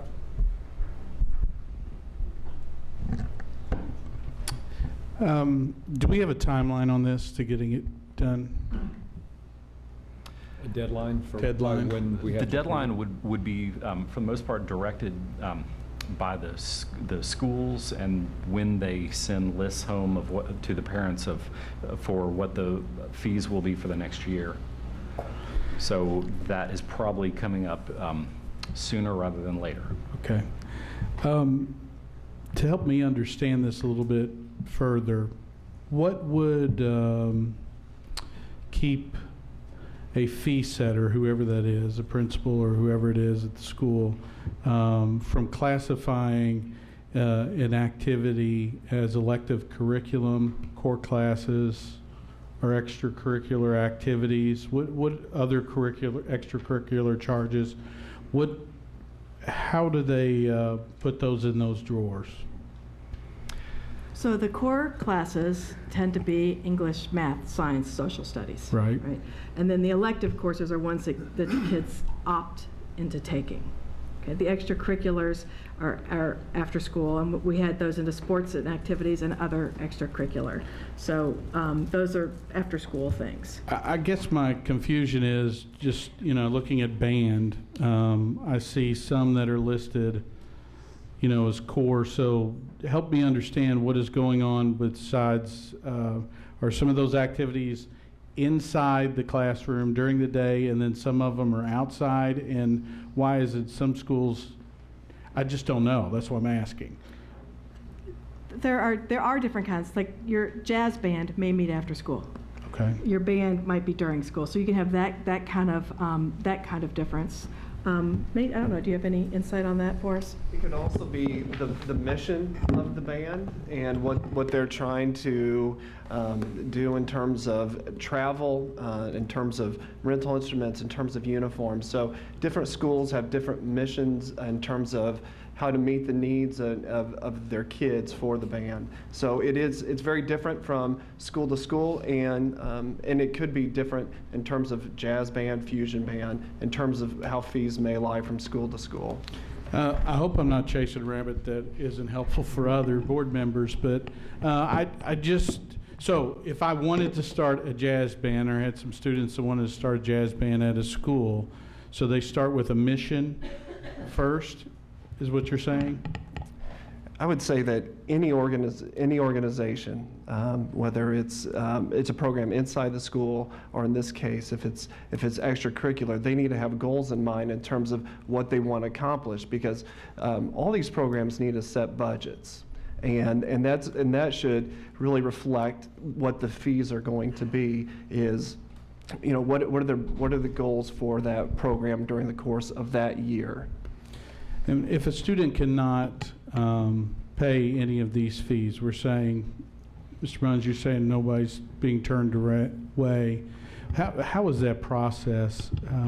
How does the student or the family make that known? Is there some confidentiality there? How is all that handled? Mr. Barber, can you talk about that a little bit? Tell us how it looks like. So it's okay with you. When students are interested in participating in an extracurricular activity, our coaches and sponsors are well aware that we want as much involvement from the student body as possible. So they know that it is our task not to turn anyone away, and they often hold parent meetings where they communicate how they might be able to do that confidentially and privately. Often that is done through email, and sometimes that is done through phone conversations with administrators or other coaches within the school. Okay. Lisa. So I want to thank the several band directors who called me over the last several days, and I want to thank Amy and Eddie for spending time talking with them and with me. I really appreciate that, and I've gotten calls back that they felt heard, they felt their concerns were being listened to, and that we were not creating a situation where they would not be able to run their program. So thank you to both of you. Could you maybe, because we heard from one of the speakers talking about equity, and I think that's what's driving this whole recommendation. So could one of you, or maybe even the superintendent, talk about this, what's driving this recommendation to have a more standardized approach to school fees? Well, what's driving the recommendation is what's in Vision 2020, the provide equitable access. We have done some research to view how the fees stack up compared to free and reduced participation, and they're kind of all over the board. So there doesn't seem to be a strong correlation one direction or the other. I don't know if that helps or not, but there doesn't seem to be a strong correlation between fee amounts and participation. I guess, you know, for years, we've not had a district fee. It's been set at the school level. So what's driving the decision to set the limit at the district level? That's largely an individualized school decision where each school is trying to make itself in its own image. Well, and go ahead. Yeah, and I just want to reiterate, and I think that Amy said earlier, last year during the work session, the board work session, we were asked to look at the fees. It's not that so that there would be some consistency. So that was asked for, you know, schools to do by the board, through a board work session. Steph? I don't know if I need to ask our attorney this question, but the board acts through its regular meetings. It's my understanding that work sessions don't, you know, we're not supposed to be making any decisions, you know, because we vote. You know, we don't vote in a work session. A work session is a called special meeting of the board, and action can be taken at a work session that's consistent with, or that's within the notice of that special meeting. Was there a vote? I don't think I was there. I know. I mean, I'm confused because having a consensus of the board doesn't mean we voted. Do you know what I mean? So, I mean, I don't remember any motion. I don't remember any vote. I have been told, you know, and I understand that you believe that there was a direction to review the fees. And I know that the principals were told, and I know you believe, so I'm not saying, you know, that isn't what you believe, that wasn't your intent, but they were told that there was a direction from the board to review the fees. But I didn't vote on give you any direction. This board member didn't.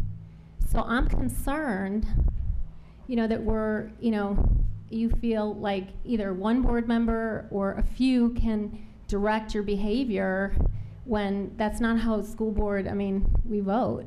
So this is happening a lot, and I'm getting concerned that we're not following good order. So on a substantive note. Sorry, let's answer that one first. Diane, did you want to comment on that? The fee issue has come up before last year, and it came up because board members were receiving calls from parents about the inequities of the fees. And although we say that students that we make special provision for our at-risk students, there were still concerns that there was no consistency. And as the school supply list and all those things were going out, we were getting a lot of pushback about bringing 27 rolls of toilet paper, 50 things of hand cleaner. It was just bizarre. And so we asked at that time that someone take a look at that, because we felt that as a board, we did not want inconsistent messages going out to the community. So the history is longer than last year that the conversation occurred, because there was inconsistency with what was happening with what students were asked to provide. So my knowledge is the conversation did not start last year. There was additional conversation, but it was before that. All right, and let me just say a word about this question about work sessions. Work sessions are scheduled through the board's agenda setting process, which we have talked about quite a lot. Topics that are of interest are submitted by board members. If they're of sufficient general interest or importance, we have a work session. Our practice is to take no action at that, but that, as our general counsel has told us, should we want to, within the scope of that, we could. That, however, is not the way it works. If it is a topic of importance, and if the superintendent gleans a sense that it's important to deal with, she is managing this district, and she asks for work to be done according to the operations, not the board meetings of the district. And if it's important enough to be scheduled back onto our agenda, as it is tonight, then it comes for action, which is the way this has come to us. All right, there's the action that was taken at the work session was to listen and talk and ask questions, and then you know, that's the input for what comes next.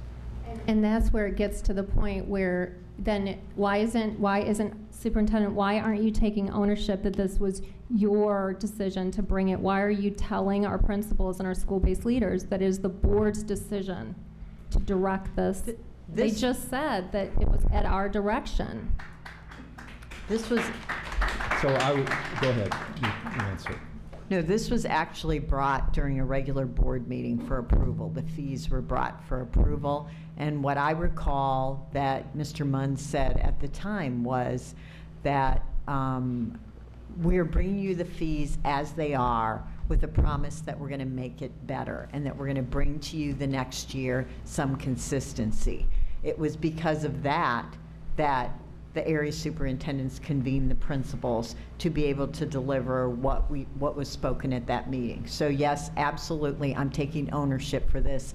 This is an equity issue. This is so that a student isn't at the victim of a school they go to, that there's consistency. So, and what Mr. Munn said is we asked them to do the research because it's really a great question is, do any of the fees prohibit kids from participating? And we could not glean that, could we, Mr. Munns, from, there's a mixture of low socioeconomic students. So I want to commend the schools for providing for the kids that can't provide for themselves, because we didn't see a pattern of some kids being excluded, which I think is what is the main driver here, is that kids have access to these opportunities.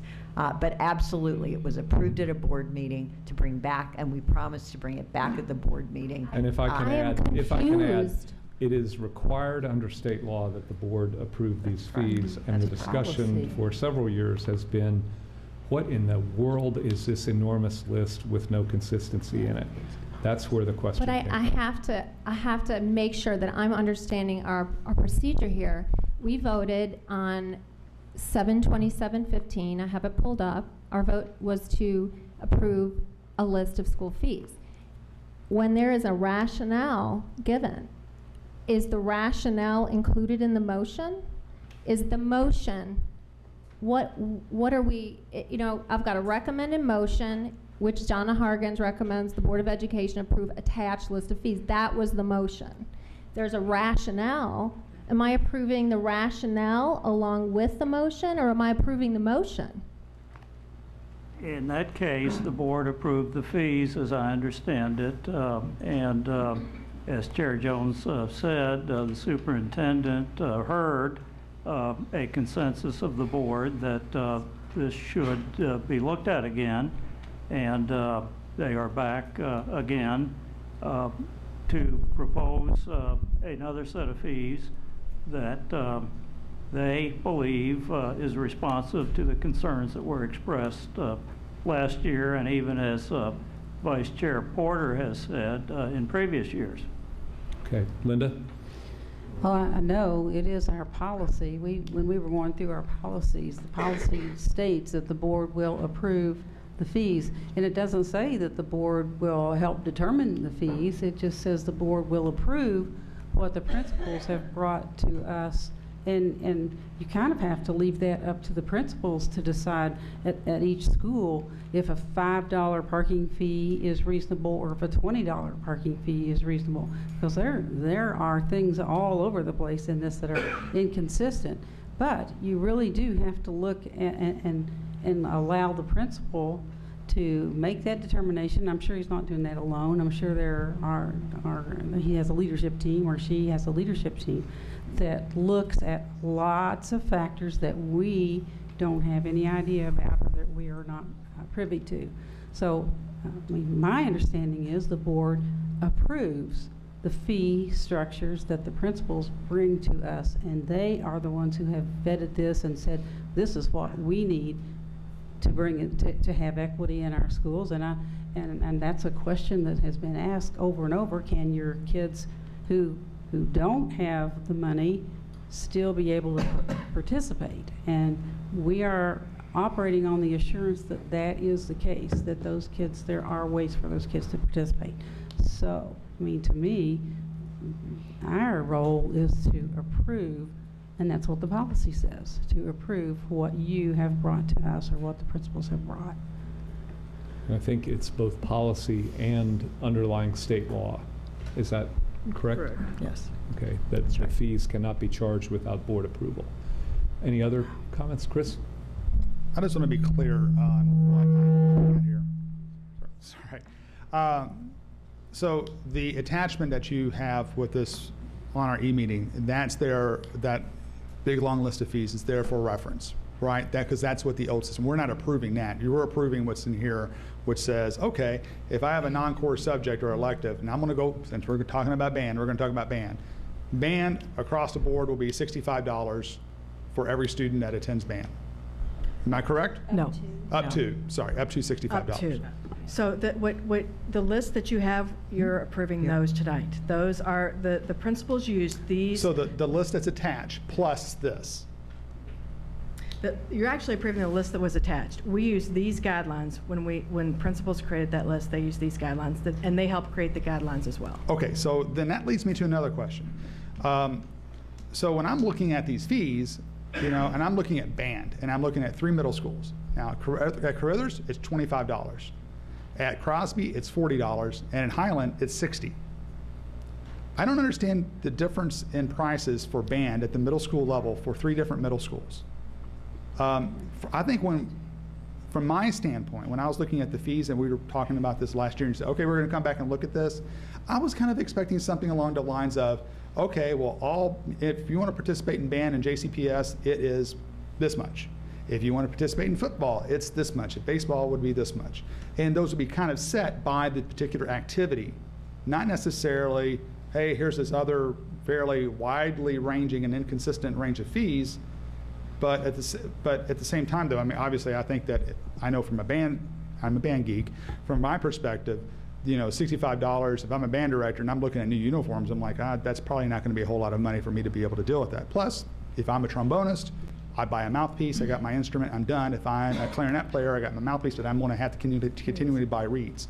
So that's another, I know I'm deep diving and geeking this out, but that's my lens. That's what I'm looking at this through. So I don't understand why there's such a wide range for band. Okay, so there's 2 answers to this. I'm going to start with the first answer, which is this year we tackled 3 different types of fees. We tackled core content class fees, elective fees, and operational fees. What we didn't come up with limits for were the extracurricular activities. We left that for next year, and here's why. We respect schools and their differences, and there's a lot of differences in extracurricular opportunities at schools based on cultures of schools, climates of schools, the contexts of schools. So we didn't hit those yet. So you'll see a greater range when you're looking at the extracurricular activities than you will with these where we all agreed to what these limits would be.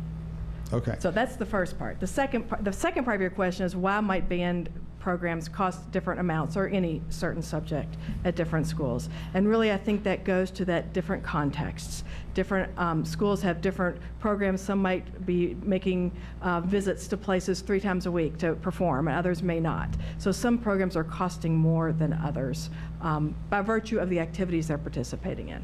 But the flip side of that is that those students have a wide-ranging experience of enrichments per school. Correct. So if I know that if I'm a band student at Eastern, and Eastern has a very serious band program, but I'm a student that's in Southwest Jefferson County who doesn't have and I have a huge passion for music, but my school may not be as focused in on marching band as Eastern is, then why, you see that I just feel that there's an inequity of experience and enrichment of that educational process, and that's what we're charged with, right? We want to make sure that we have a consistent educational experience across our schools. Right. And this concerns me. Now, I'm a little disappointed that we're not addressing that. If you're telling me that the next time, next year, which I may or may not be here, we'll see, but if you're telling me that the next time, next year, that you're going to come to me and say, okay, band's going to cost this, baseball this, football this, because I've gotten calls on the other side where my student is being charged X amount for baseball. Oh my gosh, when we were at this school, it only cost this. That's a really, really concerning issue for me. I want to make sure that we have equity across our schools. I want to make sure we have consistency. I don't want to pigeonhole us in saying, okay, well, band only costs $65 because it's a non-elective, non-core subject or an extracurricular activity. Because I think that might be too much, too little. I think you need to talk to all your band directors and come up with a consistent thing. And I keep picking on band, but it can be anything. So that's my concern. If you're going to come to me and say, next year we're going to do this, you can have my support, but only this time around, because that's what I want to see next time. Well, and I just want to say that, I mean, with anything, it's like, as Diane was saying earlier, you have a 30, 60, 90. As Amy said before, we tackled these 3 like 3 big rocks. I mean, you can't do everything at one time, and so we thought with these 3 here that these are the ones that we would tackle first, and then these other 2, then we could get into those at a different time and let principals get together again with that because of the time restraints and different things like that. So, I mean, these were the 3 big rocks that we worked on right now. I understand that, and with all due respect, I appreciate the work you've done, but we've had almost a year. So if this was on a 3-month time frame, I'm a little bit more understanding of that argument, but it's been almost a year. So I would expect it, I would have liked to have seen a little bit more, categorization in this rather than just 3 big rocks. It took a lot of time, though, to do all of this and getting all of the principals together. And we took multiple steps, about 5 different times that we got together to get everybody's input on this, just for this. And if you can look at the list and see, I mean, there's a lot of variance just within the 4 different subjects. So, I mean, to be very thoughtful and to go through the process, it takes time to do that, to come up and to get, you have 155 schools and try to get principals to try to come, together on a consensus of something. It takes time. So it may have been a year, but even with those 3, it took a while to do that. So, okay, but thank you. I appreciate it. Great. Lisa? So I've really felt like I had done my due diligence on this issue. I have spent hours in conversation and trying to understand it. And really, when I asked the question, what's driving this, I thought the answer was going to be to make things more equitable, but I didn't really hear that. And what I'm hearing is it's not been a problem. So what problem are we trying to solve? And I would really love to hear from the principals specifically. Is there a problem, and does this solve it?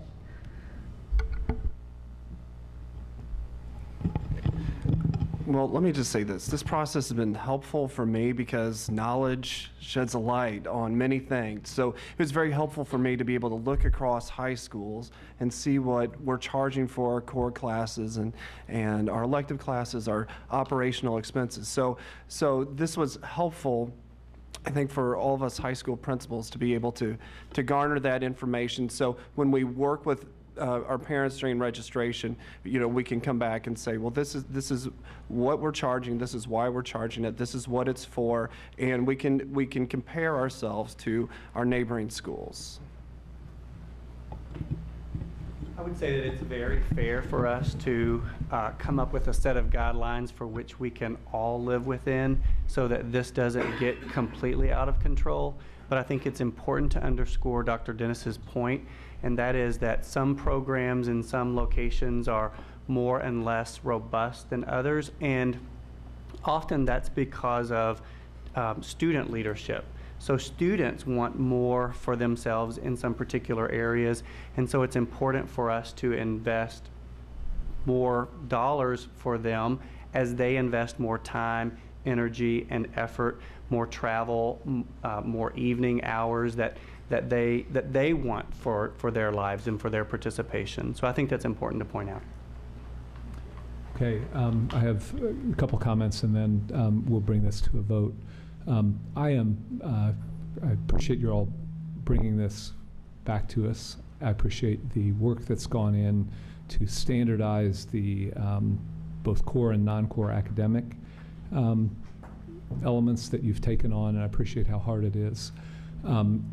I am concerned about the fees totally through an equity lens. I think this is a nationwide issue. It is a nationwide debate about the way certain pathways to project-based learning, to deeper learning, to leadership training, to character building that comes from things that are not part of the core curriculum, but instead are part of teams and special projects and stuff like that, are inequitably distributed because of school-based fees, not intentionally, but in terms of the outcome.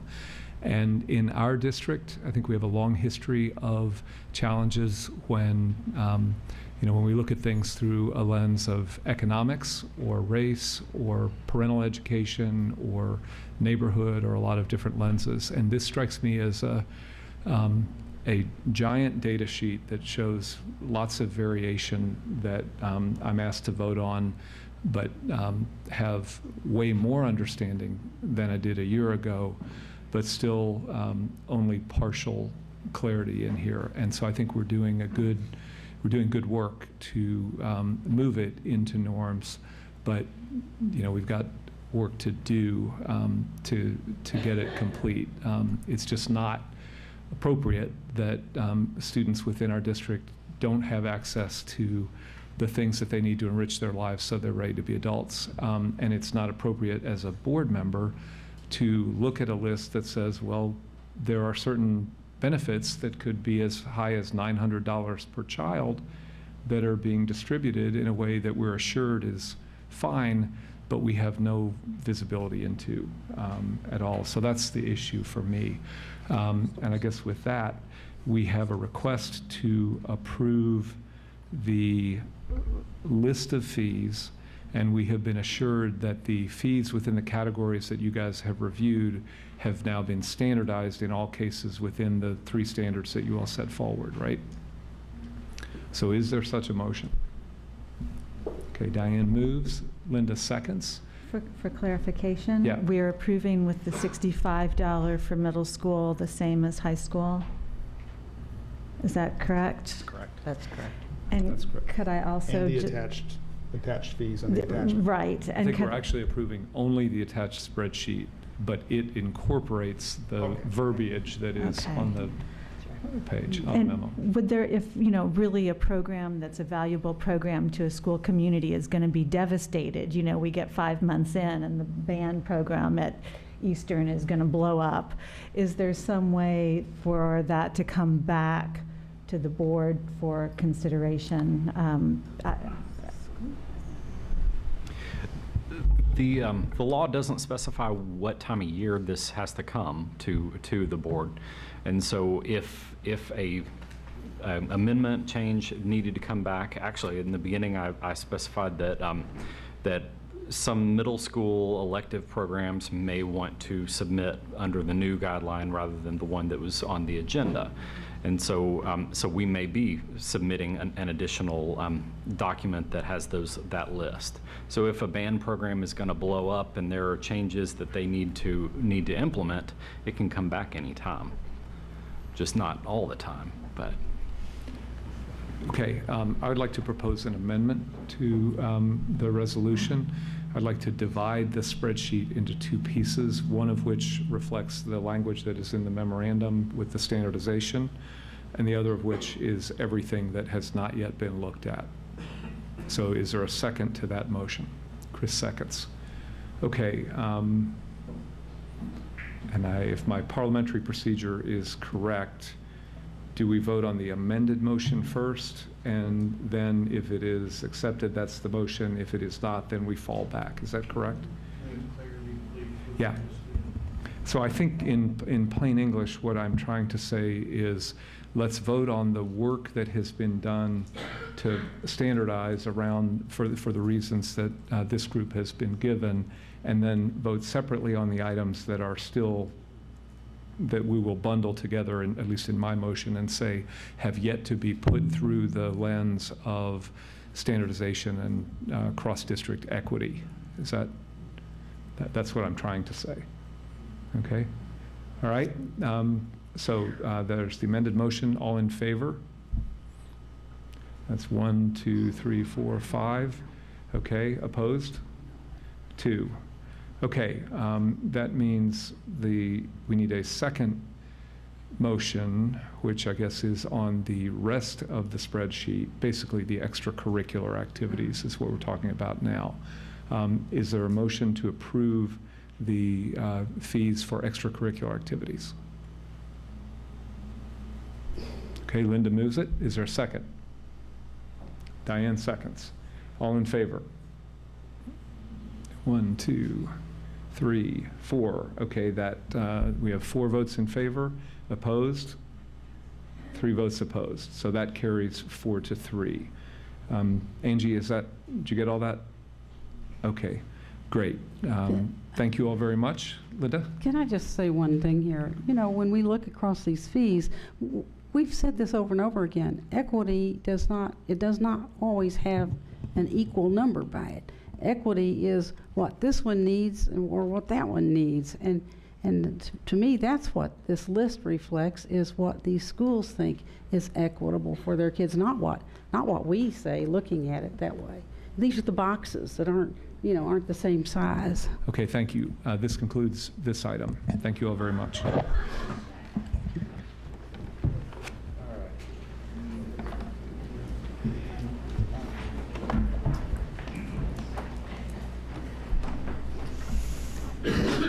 All right, the next item on the agenda is the proposed school calendar. There are no speakers on this agenda item. Dr. Hargens, do you want to introduce it in any way? Yes, this is the 17-18 school calendar, and Dr. Razor is just going to review it. We're not asking for approval, even approval for a first reading. We want to make sure that you see it so that you have time to think about it. Okay. Just to reiterate what Dr. Hargens said, hopefully to come back to you on May 24th for the approval of this calendar. The calendar committee met twice, which has been customary over the last few years, and think that we have come up with a workable calendar. By my estimation, I've probably worked on about 10 school calendar committees now in various roles, and about 3 times thus far you run into a school year that just every day falls weird. So to give you a little background, because you've read the rationale and you've read what we're doing, to give you a little background on why the calendar looks the way it is. First of all, we're starting on the we're proposing starting on the 3rd Wednesday in August, which sounds like it's quite a ways into August, but the 2nd Wednesday, which we've started on the last 2 years, would be August 9th, which has us going back to school really soon. Also, there is no election in November of 17, which is a date that we build into the fall calendar sometimes. So that adds an additional day to the fall semester. So As we move forward, December 15th would be our traditional day that we would end for winter break, which leaves an entire full week until Christmas. Then Christmas and New Year's Day both fall on Mondays, so carrying over into another week. Election Day in May is the last possible day in the month it can be. And then if we went with our traditional calendar that we've done the last few years and put in the days that we typically have to make it basically look identical to the last 2 school calendars we've had, K-Prep testing would fall during Derby week. So then, if the one thing that you will see that our calendars for the last several years have had is anywhere from 4 to 5 built-in snow days. The calendar we're proposing this year during the school year only has 2, because if we were to build in our snow days and not need them, it would have Election Day and Memorial Day falling in the last week of school, and there being Memorial Day, then the last day of school. So just a really logistical nightmare. So what we have proposed is that we start on the 16th day of August, which falls in line pretty close to where we've started the last few years by date. Our last day would be May 24th, which is prior to Memorial Day. We would still have our 5-day fall break. We would still have parent-teacher conferences in October. There will be a 10-day winter break, but it's going to be Wednesday through Tuesday. And then the PD day that we would typically have later on, or actually, I'm sorry, the PD day we would typically have in November that we have because of Election Day some years, we're going to put as the January 2nd date, and that was something that principals said that they would really like, and teachers said they would really like, to have a day back in their classrooms to start the second semester like they have to start the first semester. And also it starts the first and second semester both on Wednesdays. And as anybody who has worked in a school could tell you, a 3-day week coming back off summer break or coming back off winter break is a very, very nice thing, because everybody's getting readjusted, especially the kids back to school. As I said, we have 2 built-in snow days, which are our parent-teacher conference days, that if we did use them, then parent-teacher conferences would be in the evenings. There was a consensus among our teachers on the committee and pretty much everybody on the committee that we still attempt to have our parent-teacher conferences during the day. However, the one thing that we are seeing is over the past 2 years, when we have lost our parent-teacher conference days, we've actually had higher attendance in the evenings than we've had during the day, as the data has been logged. And then finally, the only thing that isn't any different is spring break will be the first week of April, as it historically is, I believe, starting on April 2nd. Any questions that anybody might have, I'd be happy to entertain. Chris. Just so I'm making sure that, because we've run into this issue in the past, our spring break pretty much aligns with our surrounding counties' spring break, such as Oldham County or Bullock County, because I know we have a number of parents who live in those, our teachers actually live in those counties, but you know, we want to make sure that they have time. Yeah, we've made every effort to align with the... I know we had issues with that one year, so yes. We want to make sure we align now. One other thing that I did forget to mention, and it is mentioned in the rationale, is every so often you have a year like this too, where it's necessary for some of our employees to have 27 pays instead of 26. 26 would be possible, but again, it was the consensus of the group, who then reached out to their constituents, that they would rather have 27 slightly smaller paychecks than a month gap, especially at the time of year that falls leading back into school, where many people are buying school supplies for their families and those type of things. Thank you. Anything else? Okay. Is there a motion to approve the 2017-18 school calendar? It's just to receive the information, not to approve it. He's Sorry going to about bring it that. back to approval. That's not what. Is that That's what it not what says? my sheet says. So this is just to receive this information, or no motion at all? This is an information item. You just want the board to see it so they can think about it. Typically done 2 readings. Okay, we see it. You see it? Thank you. Thank you. All right. Thank you, thank you. Receive information. It actually says receive information concerning the proposed calendar. So the superintendent recommends the board receive information. Okay. I motion that we receive it. We receive it. Is there a second? Okay, Mr. Hadaway seconds. All in favor?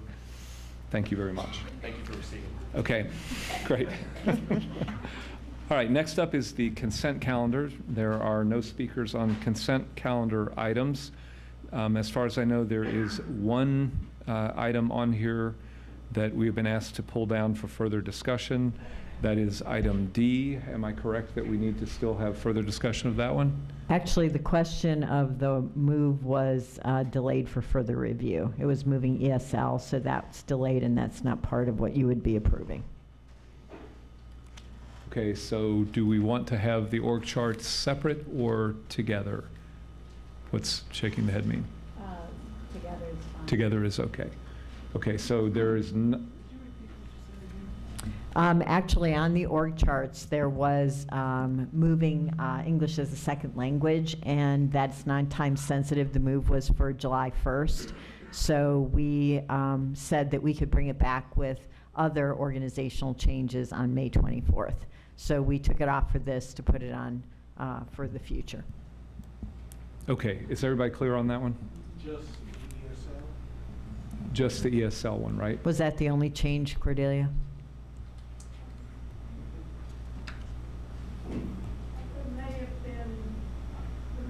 Another change, but it was minor. I don't have my notes with me on which one I excluded. The copy that you have is what is being presented as far as approval.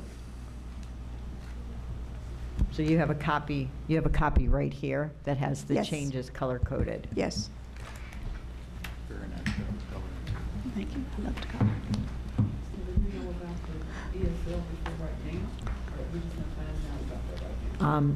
It actually was changed, so I apologize that the people or anyone that asked about it, we decided to delay it further. I should have let the whole board know. Okay. So rather than pull it down, we decided that we would bring it to 24th. Right.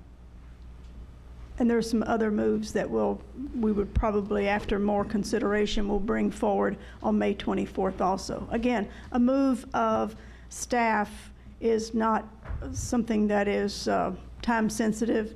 We would like to get it in place for July 1, but it was not time sensitive as far as any kind of notifications to employees.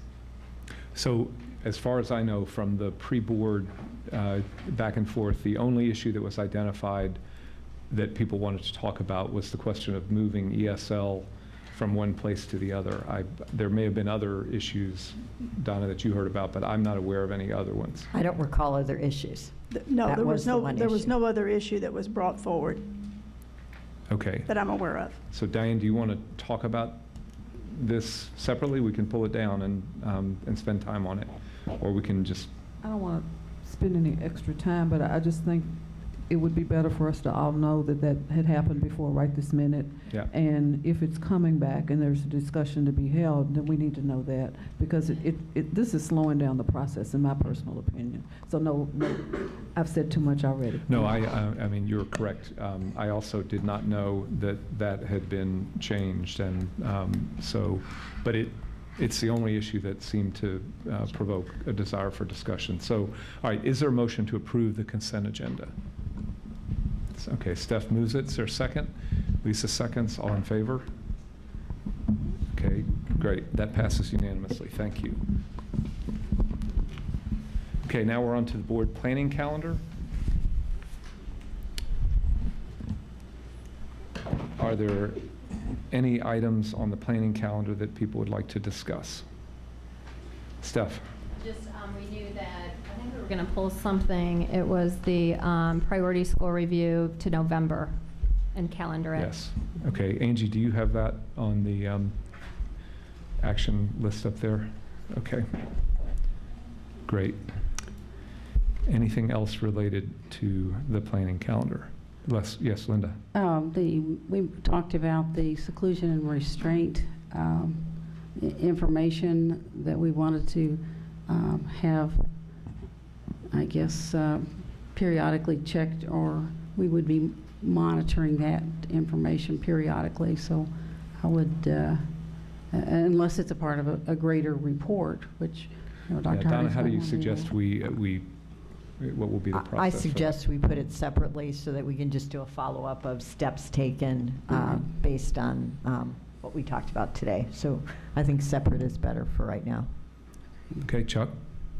Along that lines, just to be clear, are we directing the auditor to come back, not just a report internally from people involved? Because I would be in favor of the auditor coming back right. at a certain amount of time, whatever we determine that is, that some of the, you know, you have 30 days for the response to the audit, and you'll share what the plans are, but then for the auditor to come back and see if we're still following through with our steps. And we had talked about that when we respond to the audit report, that will include having the auditor come back, so it'll be included in the steps. Okay, so that great. He will come back. Thank you. Okay, so Angie, that's also on the list. The after the response and closeout, there will be something on the planning calendar, a time set for the auditor to come back. Does that capture the sense of the board? Do we know when that will be? It's 30 days.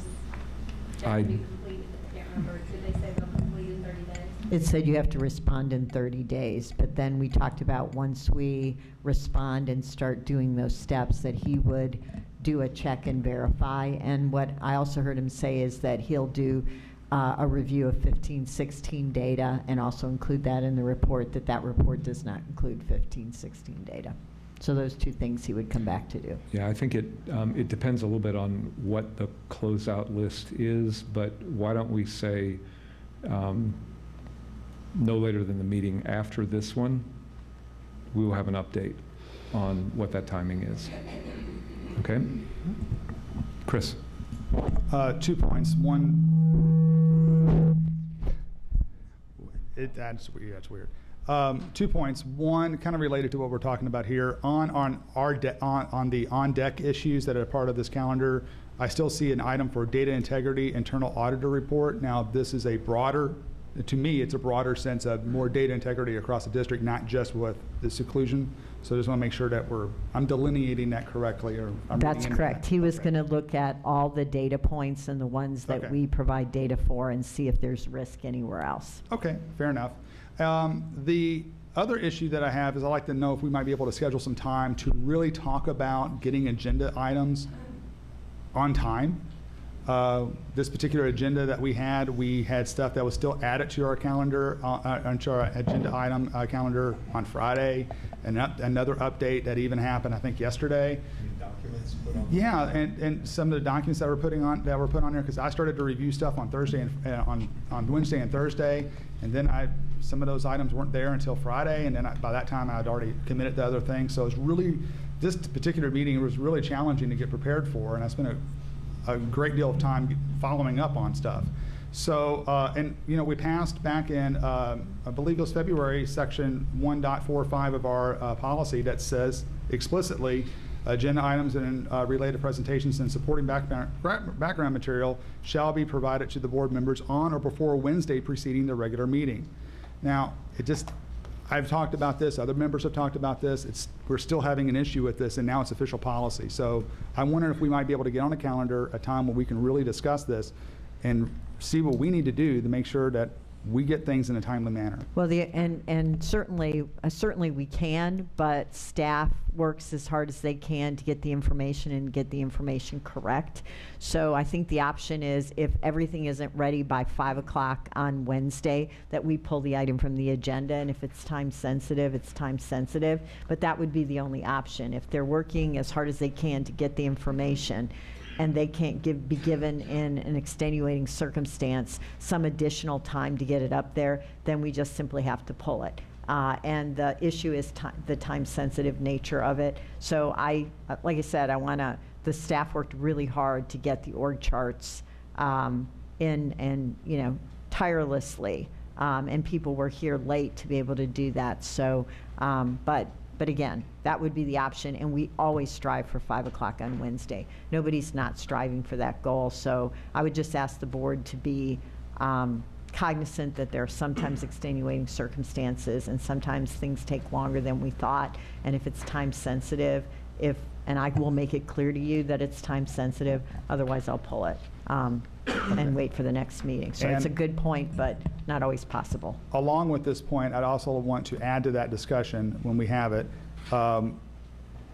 items that are actually available to the public to see, because up until recently, it seems like any items that were attachments that are part of our board agenda were viewable to the public when we received it. That doesn't appear to be the case any longer, and that started at the beginning of the year. So I have a concern about transparency related to this as well.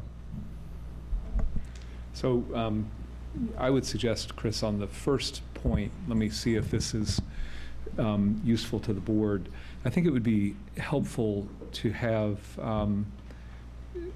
management just keep a scorecard of how often how often we're hitting the Wednesday target, because my sense is we're doing better, but not, as you say, we're not. I mean, like for this time, it was a problem not to have the budget information, early enough, for example.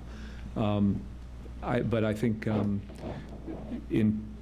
when this comes back, let's give it, a few more cycles so that we actually have some data about how well we're doing here. And if we're perfect except for Derby weekend, I'm going to probably cut them a little slack. I wish it were the case too. I suspect that's not what the data is, but let's look at it in with the facts. Does that help, Lisa? I think build on what Chris has already said in terms of the data integrity question, and to be really specific about that. We heard in the internal audit that we have a culture of secrecy, a code of secrecy, code of silence. And I would like, I think, an inventory of the kinds of issues along with seclusion and restraint that maybe the board is overdue to get a report on. And maybe bullying could be one of those. Maybe student and staff injuries could be related to that. And I'm not going to list what they all might be, but I think that's important data for us to examine. And I would love to see, coming from the management, a list of those types of statistics that the board should expect to be able to see. Would it be helpful if, in addition to management, we asked the internal auditor to create a list of areas where, based on Dean Dorton's experience, there might be enterprise risk of data integrity issues? I think that's a great idea, yeah. I think that would probably be helpful, wouldn't it, Dr. Hargens? Yes, absolutely. Okay. So we'll have to go back and talk to Jim Tenza about that. Okay, other points? Diane? A couple of things. I would like for the board to receive information about summer extended learning activities for students. I know there's a book out, but the book that has been published, most of the activities in there have to be paid for.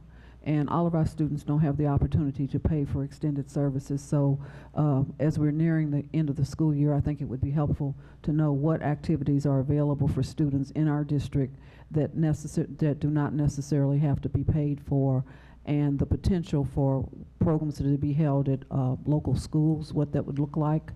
And are we funding programs at local schools is a question that I have as we're ending the year.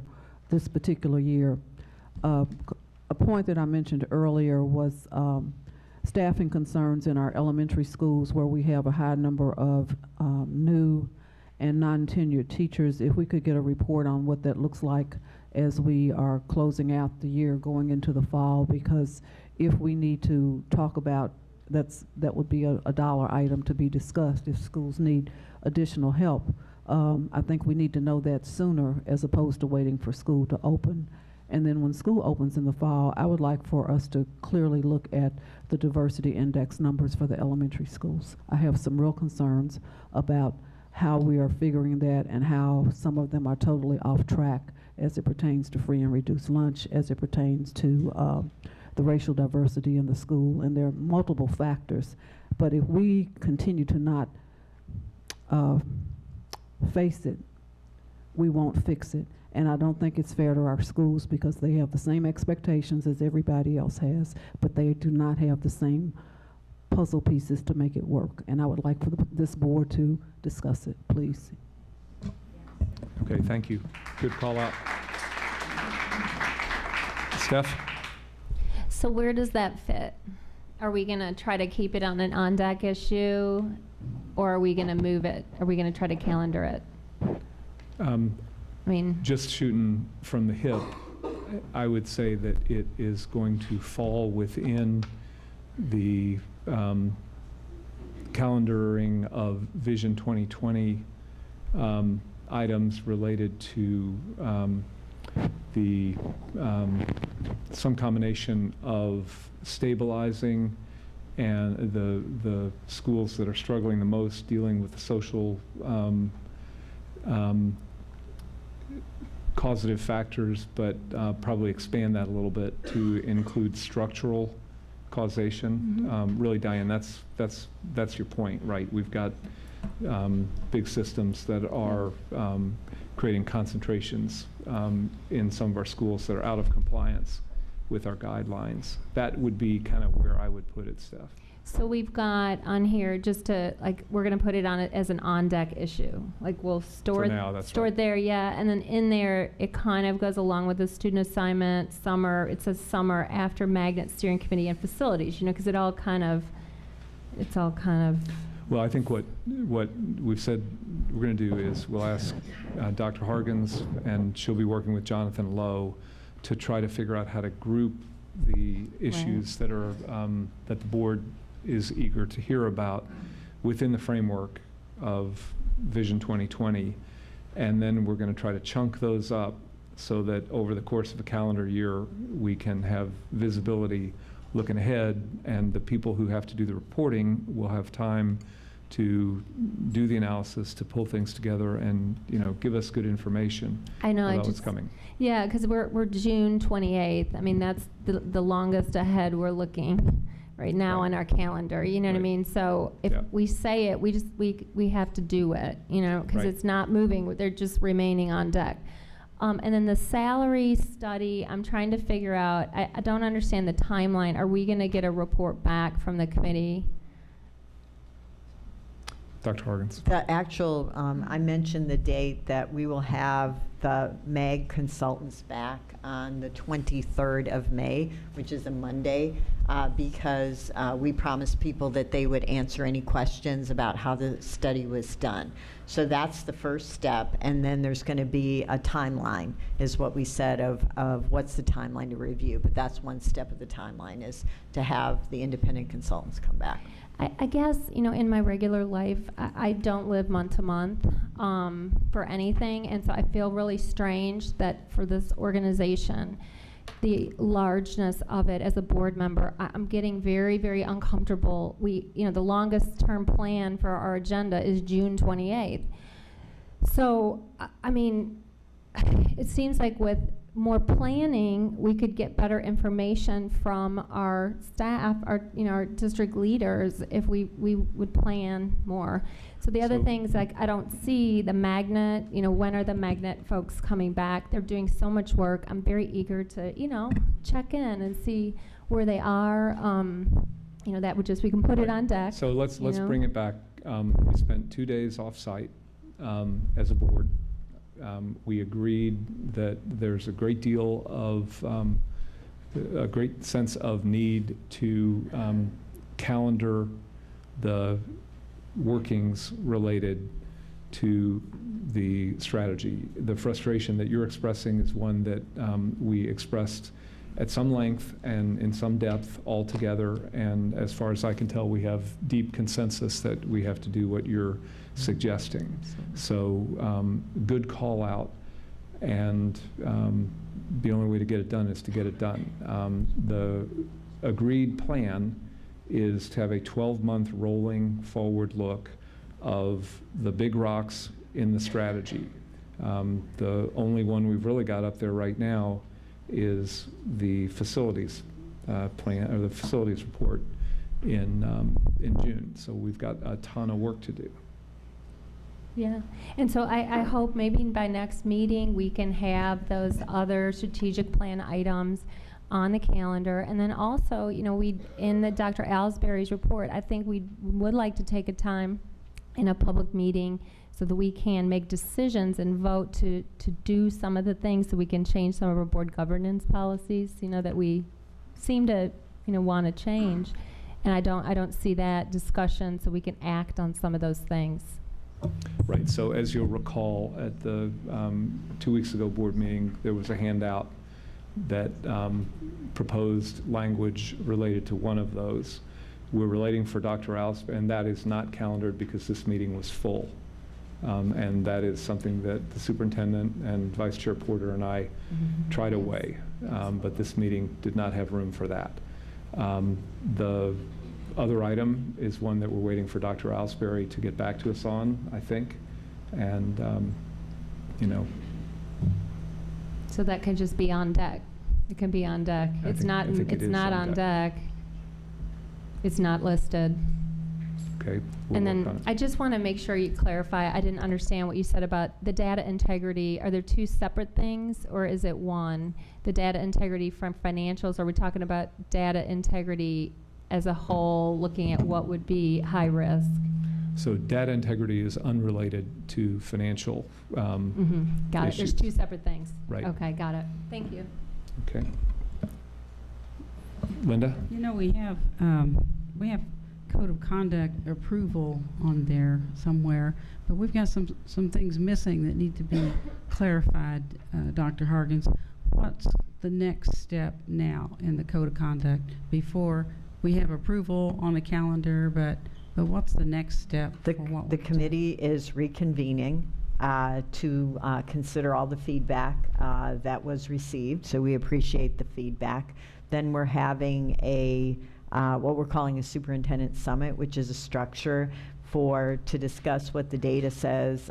They looked at 6 best practice districts to review those things, look at the behavior system that I showed the triangle, is how does that work together, and then have the committee talk and get a broader base of feedback. So that's on the 23rd in the morning. So there are a couple of steps in between there before we bring any recommendation to the board. Great question. Yep. Anything else? Okay, is there a motion to approve the planning calendar? Chris moves it, second. Chuck seconds, all in favor? Okay, that is approved unanimously.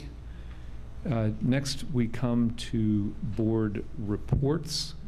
Does anyone want to report on anything? Chuck. Yeah, I want to say a big thanks in the last 2 weeks to a number of teacher groups and staff groups that reached out to talk to me since our last board meeting. I won't call them out. You know who you are. Thank you so much for your input. Productive discussions, without a doubt.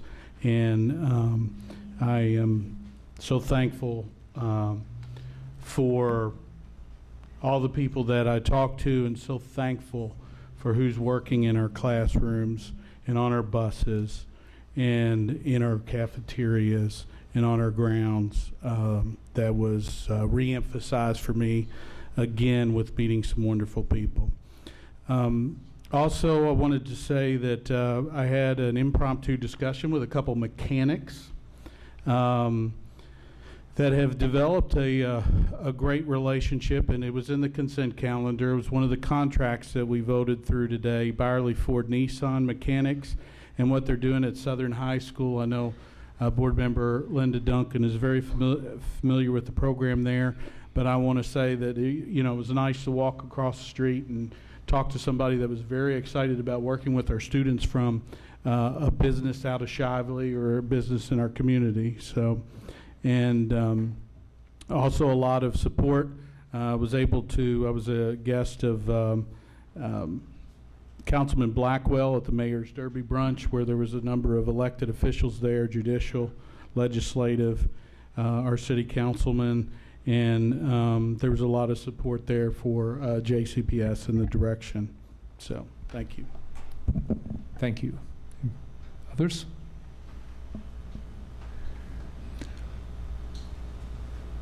Lisa. I'll just say that I've submitted my support in writing, so it'll be available with board materials. Great. Appreciate it. I think I'll just make a kind of a general report on behalf of the board. I talked to almost all of you, and you guys have been very busy over the last 2 weeks. Board members, by my count, have been in approximately 25 schools, have met with I don't know how many teachers and other staff and parents and students, and the level of correspondence and conversation has been extraordinary. So thank you all for your efforts. Unless somebody else has something else to say, Steph? I've also getting better at this.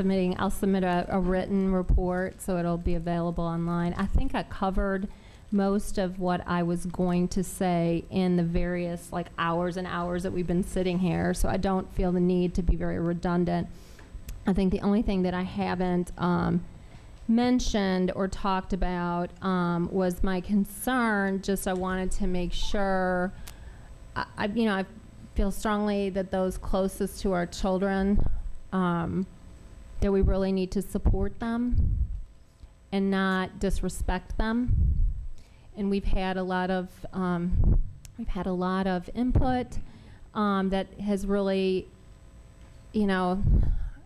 been concerning to me, that we are, as a group, and I know as a board we don't feel that way, that we would never disrespect our employees, and so, I just feel like I should apologize as a board member for this treatment. I would never treat my staff like that.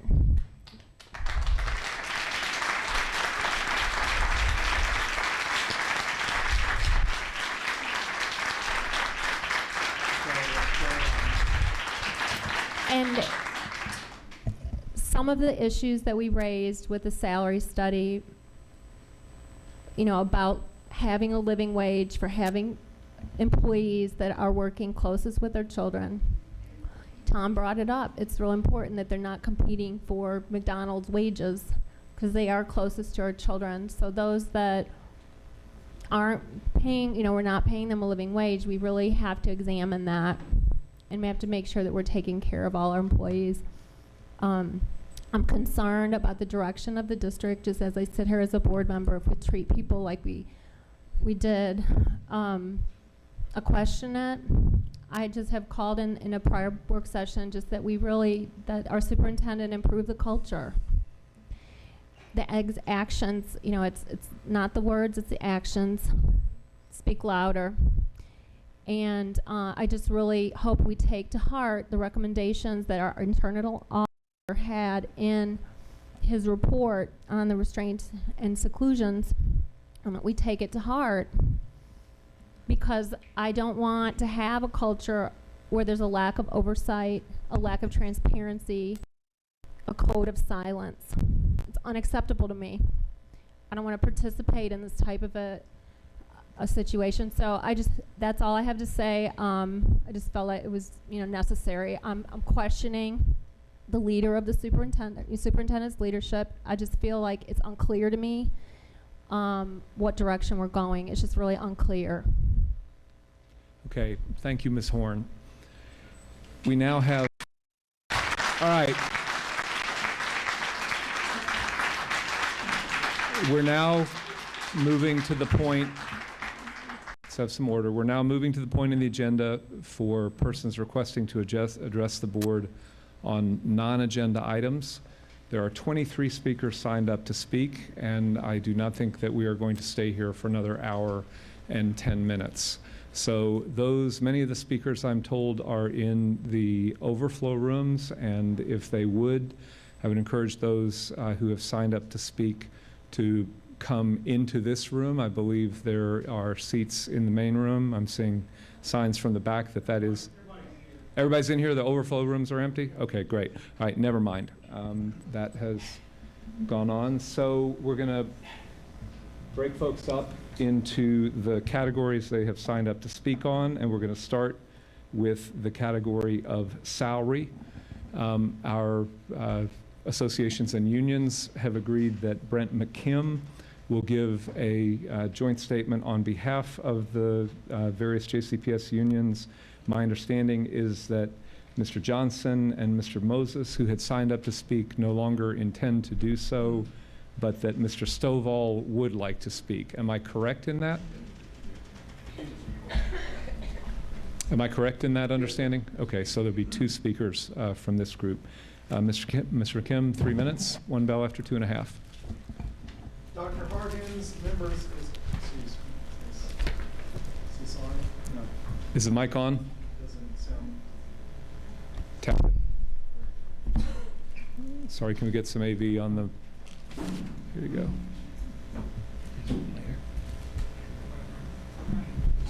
Pass it on, yeah.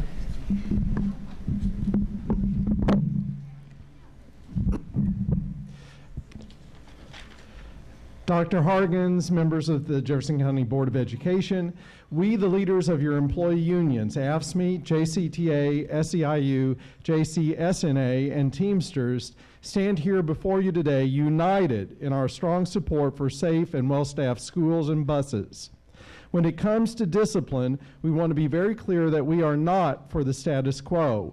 With our current approach, we see the number of suspensions increasing, with a disproportionate number of those suspensions being students of color, and all the while, employees report behavior to be deteriorating. This is not acceptable. To fix this, we believe employees, parents, and the community must work together to rethink our entire approach to student behavior.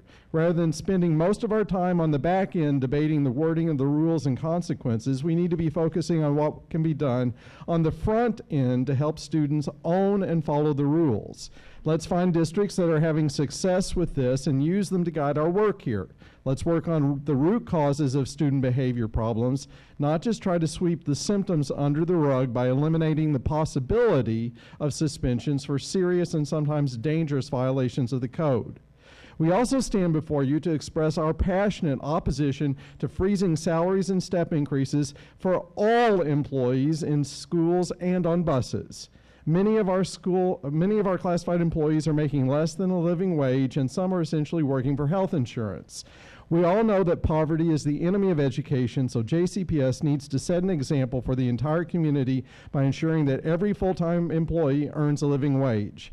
But sadly, since Dr. Hargens became superintendent, the teacher salary schedule and all those tied to it through Me Too agreements have lost 2.1% to inflation. This erosion is even worse for certified employees because 2% more is now being taken out of our checks for our pension. So compensation for certified employees has actually moved the wrong direction by 4.1%. We appreciate that many members of the school board and district administrative leaders have said they see competitive salaries as a positive for our district and that should be valued.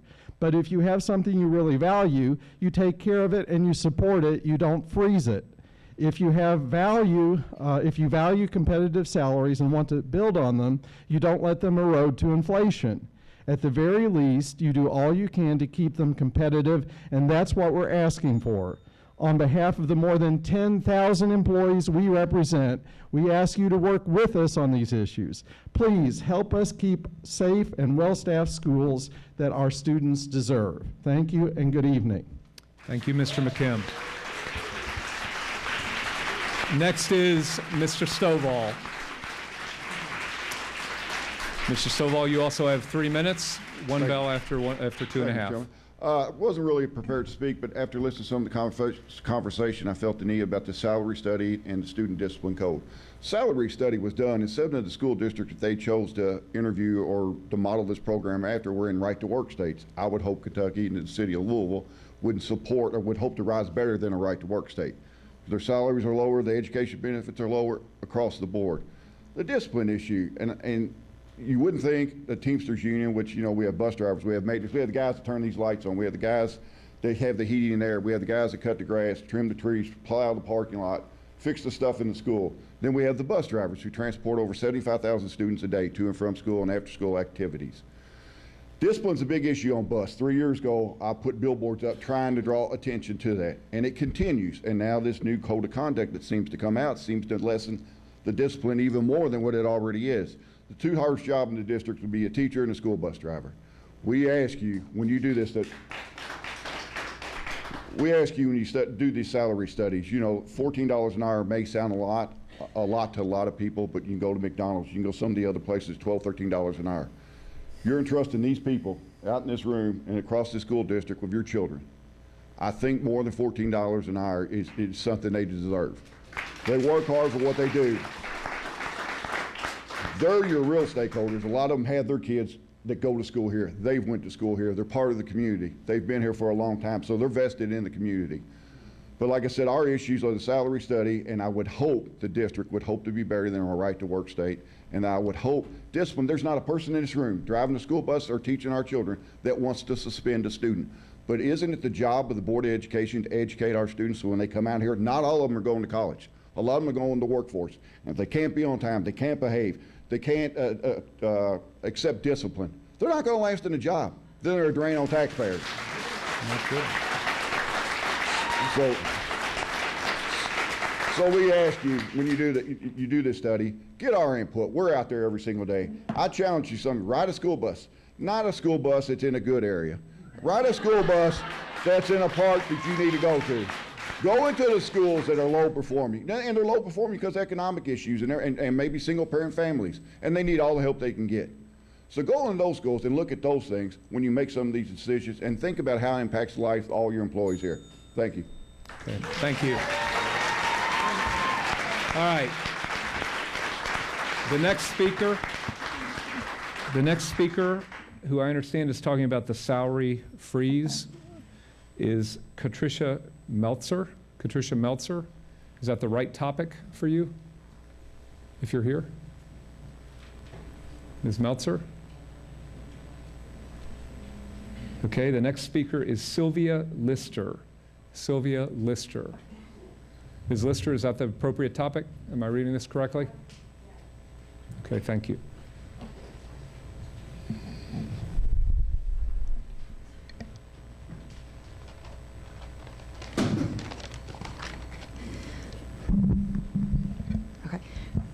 Okay. I'm going to talk about topics that have been removed from today's agenda. I am an educator who spent 10 years in priority high schools with JCPS. My story is one of personal commitment. In May 2015, I was diagnosed with breast cancer. I began chemo treatment in June. The first trimester of my school year was spent arguing with doctors about when I could be seen. I missed only a handful of days for appointments that couldn't be done outside the school day. I was neutropenic twice in the fall, which means my white blood cell count was low for several days, even weeks at a time. I put myself at risk for infection by coming into work. Through nausea, hot flashes, weakness, and exhaustion, I worked. I knew missing days of school would hurt my students. I am a math teacher, and with there constantly being a shortage in my area, I knew that a weak Miss Lister was better than a healthy sub who didn't know the content or my kids. I am a committed teacher. I could not have come into work if I didn't feel safe in my school. The proposed discipline code would not have made me feel safe. When students make impulsive decisions, they do not receive time away from a situation. They are not safe. Adults need time after an incident to be notified or to simply investigate and take action that can prevent another more serious incident. When this time is taken away, I do not feel safe. I would have missed more days, and my students would have had someone less qualified. On the first Monday of winter break, which was 3 days before Christmas, I had a double mastectomy. I planned that date so I could use my winter vacation to recover. I am a committed educator. I took the shortest amount of time off I could. I came back to work 4 weeks after my major surgery. I missed only 10 days of instruction with my students. I spent my time during my leave ensuring they had access to instruction through multiple avenues, not just a sub. You see, ladies and gentlemen of the board, I am a committed teacher. Again, still in pain from my recent major surgery, I worked because I felt safe. I felt needed, and even though the district did nothing to make me feel valued, I assumed I was because they also did nothing that made me feel otherwise. In February, I began 5 weeks of radiation treatment. I'm sure at this point you know I'm committed. So even when that became incredibly painful, so much so that I spent my time alone fighting off tears, I worked. But again, if I didn't feel safe, I wouldn't have come to work. On May 2nd, I had an outpatient surgery to help heal my radiated skin. I was back at school the next day. I missed 1 period of instruction. Looking back at this year, I couldn't have been the committed educator I wanted to be in an environment where safety was not the main concern, especially in a priority school. I couldn't have had any moments of joy from my students to help me heal. You say things like you want to freeze my cost of living pay. You say that because it makes it sound like you are freezing my ability to pay for luxuries. It sounds less damaging that way. I want to make it clear to you that when you freeze my cost of living raise, you are literally freezing my cost of surviving raise. You are freezing my ability to pay for $10,000 plus of medical bills that I get as a benefit for being a committed educator. I and many others with difficult medical conditions are still committed to our jobs, regardless of how difficult life becomes. This is not just business, this is personal. You may have never made me feel particularly valued before, but if these changes are implemented, I will certainly feel devalued, regardless of what you say. Thank you, Ms. Lister.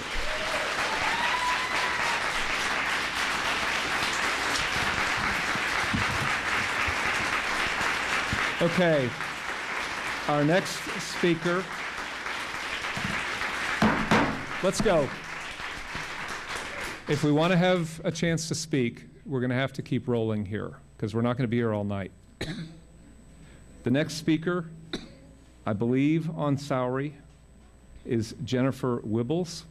Jennifer Wibbles.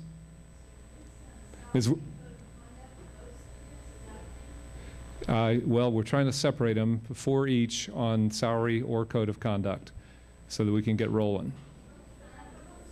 Go ahead.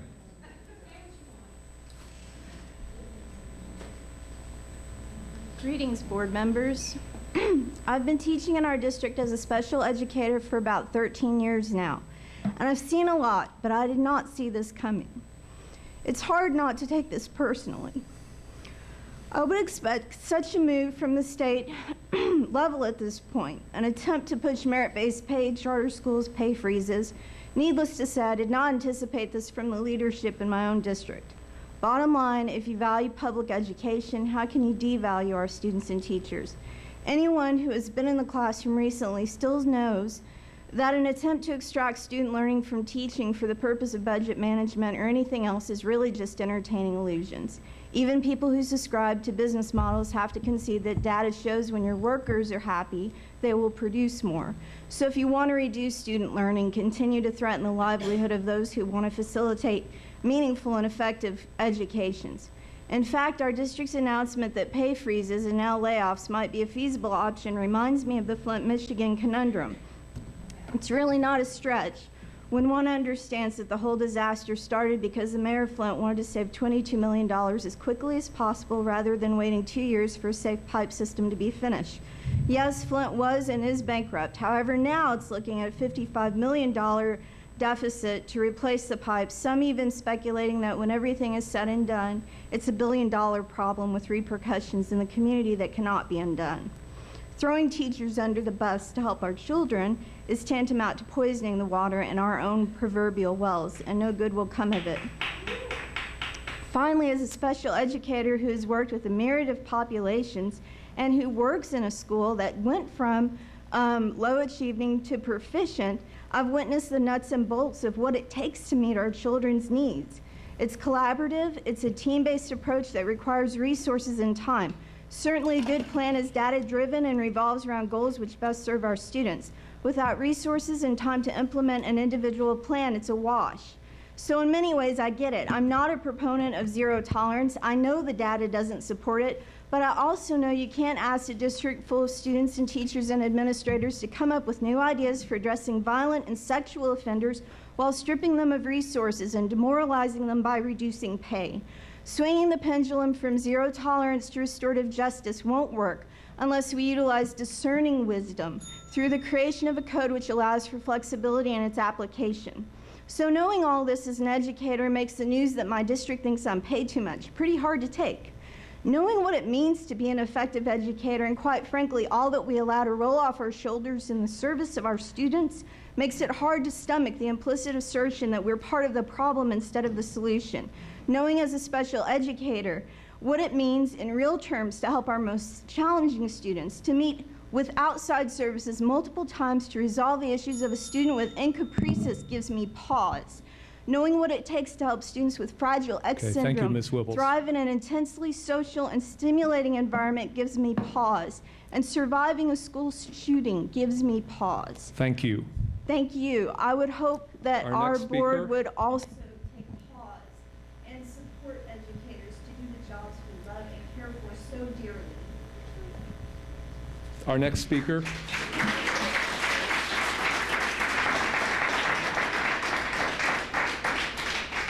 Our next speaker is Gabriella Combs, who I believe is speaking on salary. Ms. Combs, are you here?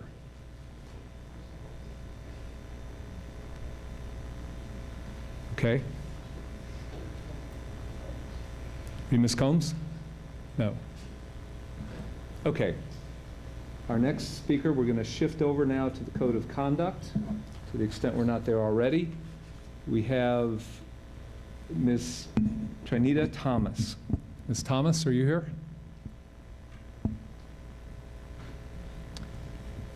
Okay. Laurie Carrico. Ms. Carrico, are you here? Okay, nobody's in the overflow rooms, right? Okay. Next is Kumar Rashad. Kumar Rashad. Okay. Next is Matt Keefe from Local 3972. I apologize, Mr. Keefe, you may have already been spoken for if you're here. Are you here? Was that covered already? Brent, do you know? I do not. Okay. All right, Mr. Keith is not here. Michael Lindsay. Michael Lindsay. Sorry?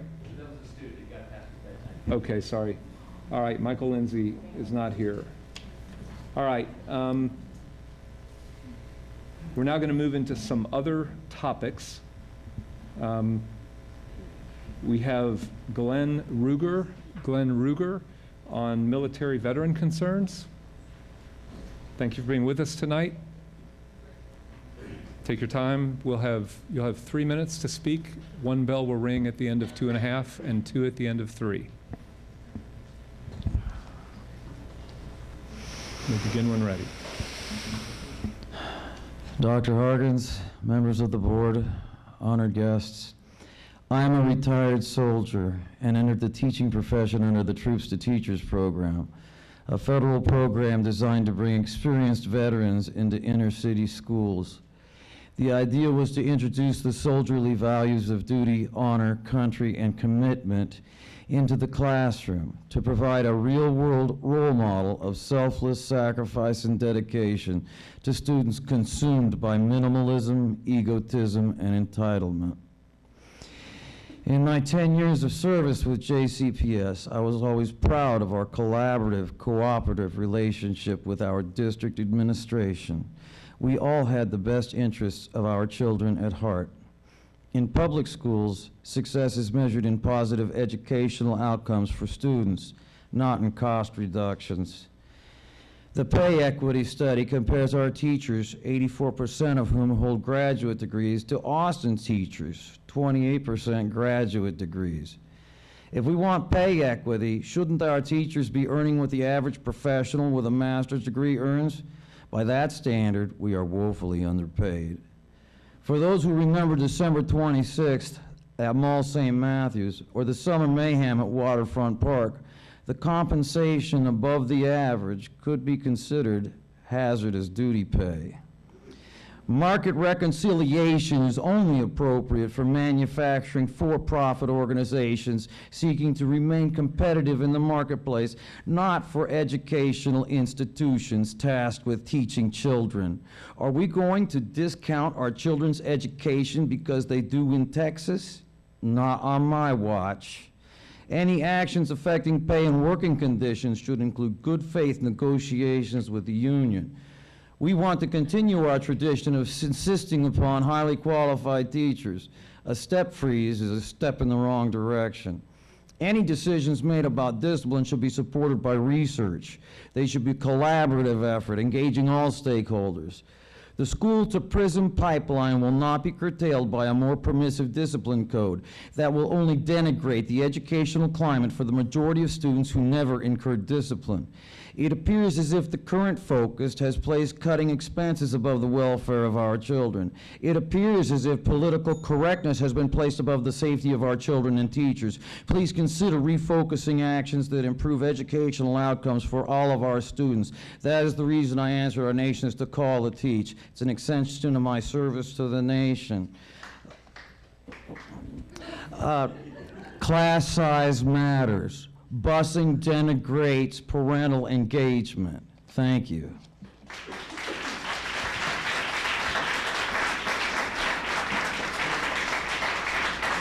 All right, our next speakers are going to be on the subject of sex education. We have 3 of them signed up. Jilllian Nethery. Jilllian Nethery. Ms. Nethery, you have 3 minutes, 1 bell after 2.5, 2 after 3. Thank you for being with us tonight. Thank you. It's Jilllian Nethery. Jillian, I'm sorry.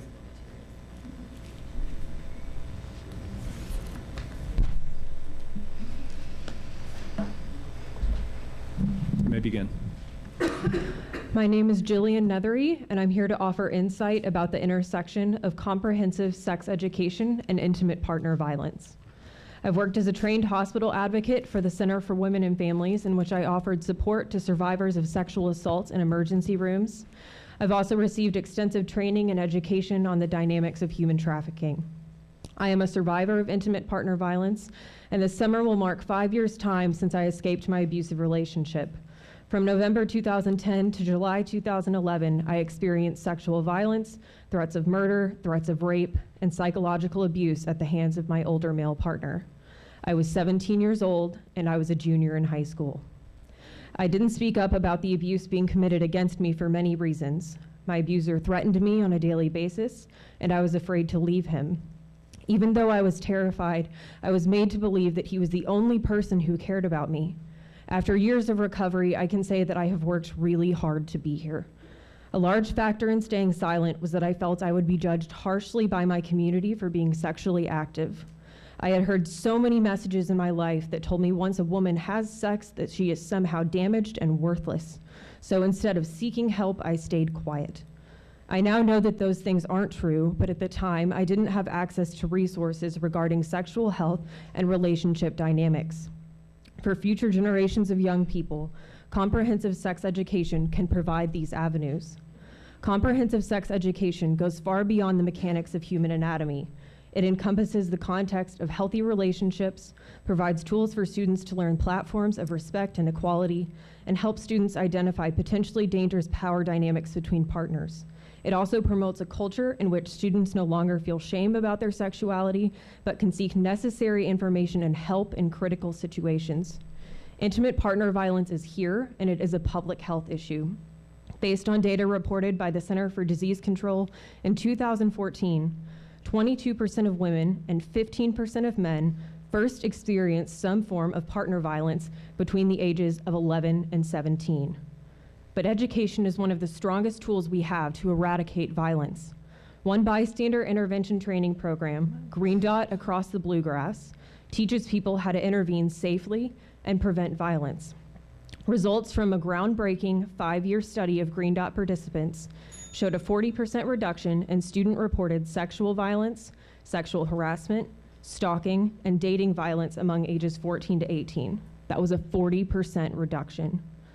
Implementing similar training in the JPS sex ed curriculum can be a vital tool for our educators to tackle some of the classroom safety issues that they face.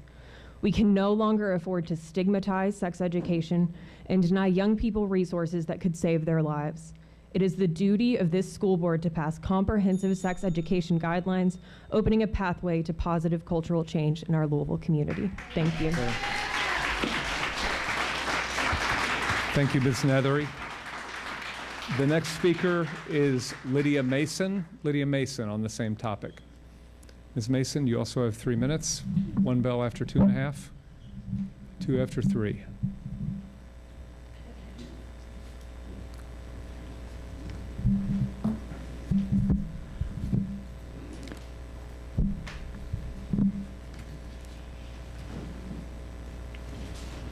You may begin.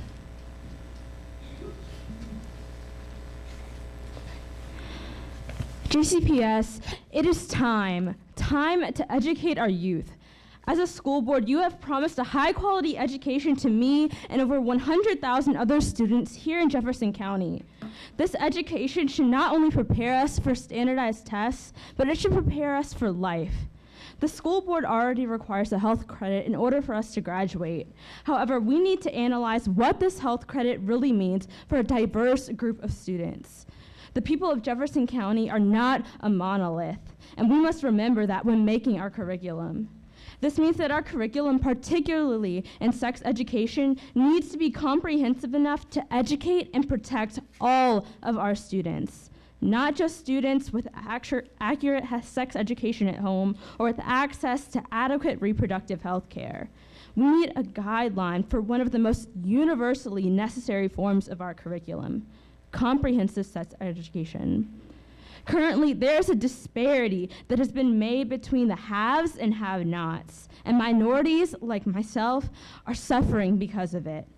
Although the average birth rate for white teens is only 27 out of every 1,000 in Metro Louisville, the teen birth rate in predominantly black neighborhoods, such as Russell, is as high as 1 in 10. This is more than a disparity in teen pregnancy. This is disparity in our future and our success. Only 15% of teen mothers receive a high school diploma by age 22, compared to 90% of women who were not teen mothers. This disparity between black and white communities perpetuates a cycle of limitation and oppression economically, socially, and academically for African Americans here in our city.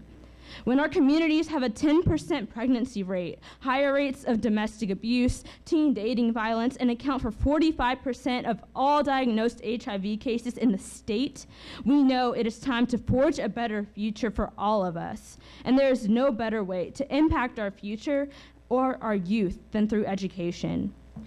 This means giving our educators the coverage to provide continuous, accurate, and age-appropriate information about human sexuality and development, so that those who don't get exposure to those things at home can be properly informed at school rather than on the streets.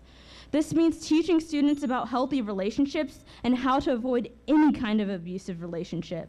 This means debunking myths about sex and ways to prevent pregnancy, and teaching about safe sex without reservation, comprehensively and in depth. We need to teach our youth about having strong values and healthy attitudes about sex so they feel comfortable asking questions before it is too late, and being responsible about taking initiative on their own reproductive health. This is why we need guidelines from our school board to set this in motion, and we need these guidelines placed on the agenda sooner rather than later. JCPS, it is time. Thank you, Ms. Mason. Our last speaker on this topic is Tasha King. Tasha King. Ms. King, you have 3 minutes also, 1 bell after 2.5. Thank you for being with us tonight.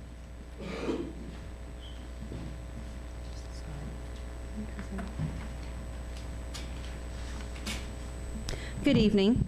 My name is Tasha King, and I'm a Youth Services Center Coordinator at a JCPS middle school. Prior to holding this role, I taught a comprehensive sex education curriculum within the community to at-risk youth through a U of L grant-funded program entitled CHAMPS. I ran into many roadblocks when attempting to bring a similar program to my school. Administrators were not certain if we could bring comprehensive sex education to our students, and as a result, informed me that we could not provide this resource. Our school health teacher informed me that while it is his understanding that JCPS policy allows an abstinence-based curriculum to be taught, many schools do not implement this type of program due to fear of parent retaliation or unclear district sexual health guidelines. As a result, schools use a hands-off approach when it comes to teaching sexual health to students. My daughter attends a 9th grade high school at JCPS, and she has not yet once received comprehensive sex education. Since working as a Frisky, we have had a few pregnancy scares within our middle school. I've learned at the beginning of this school year that one of our 8th grade students became pregnant with twins right after her promotion. This school year, a 7th grader came into my office and told me that she thought she was pregnant. Thankfully, she was not, but in order for her to have that scare, she had to be participating in sexual activity. In March, one of my 8th grade students approached me and asked me if I could teach her about sex. She stated that her mother was uncomfortable talking to her about it, and her mother told her to ask someone in school. I told her to ask the principal, as I've been trying to bring something similar to that to the school and never been given permission. The student was informed by administration that this could not occur, and that if I wanted to educate her about sex, that I need to do it on my own time and outside of the school building. Similarly, I had a parent approach me, and this was just last month in April, and asked me if we taught sex education because she noticed her 6th grade daughter was displaying curiosity regarding sex. It was rumored that a few of the students at the school were watching porn through a shared social media site. Unfortunately, I was not able to offer that parent the support that she was seeking. I do not believe administration is intentionally being negligent, but have evaded the topic because of unclear guidelines regarding what can and cannot be taught to students about sex. It is this better be safe than sorry approach that many schools operate under that unfortunately negatively affects our students. I have received a number of calls from groups like U of L and Bellarmine nursing students who are willing to come and look for opportunities to teach our students about sexual health. Despite these resources being free of cost to JCPS and to parents, I was not able to set up that support because of the inconsistent guidelines. We need clear, consistent guidelines for students in order to clear up any confusion administrators and teachers might hold. That's why we need your help. Our students now witness more sexualized behavior than they did in the past, so why not teach them about puberty, sexual health, and responsible decision-making baffles me. Okay. Thank you, Ms. King. Our next speaker on the subject of at-risk students is Buffy Sexton. Buffy Sexton. Ms. Sexton, you have 3 minutes, 1 bell after 2.5. Thank you for being with us tonight. Thank you, guys. Thanks for staying so late.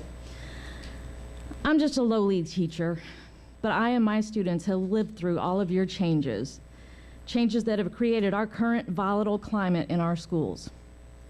You have left our schools, our at-risk students, our neediest students, in the dark without a flashlight. Our at-risk students make up the vast majority of discipline issues. A few years ago, you rewrote the Code of Conduct without adding in any wraparound services, and that has equaled the current violent climate that we have now. We all want all students to learn. That's why we're all here. But some of our kids need more help than others. You need to implement your RP, PBIS, SRT, or the next shiny program you see at the elementary level first. Then you must pay for and keep full wraparound services. Then you need to rewrite a code of conduct that not only implements a behavior modification program, but also a progressive discipline program so that students receive the services and the consequences that will ensure their success not only in school, but in life. Thank you. Thank you.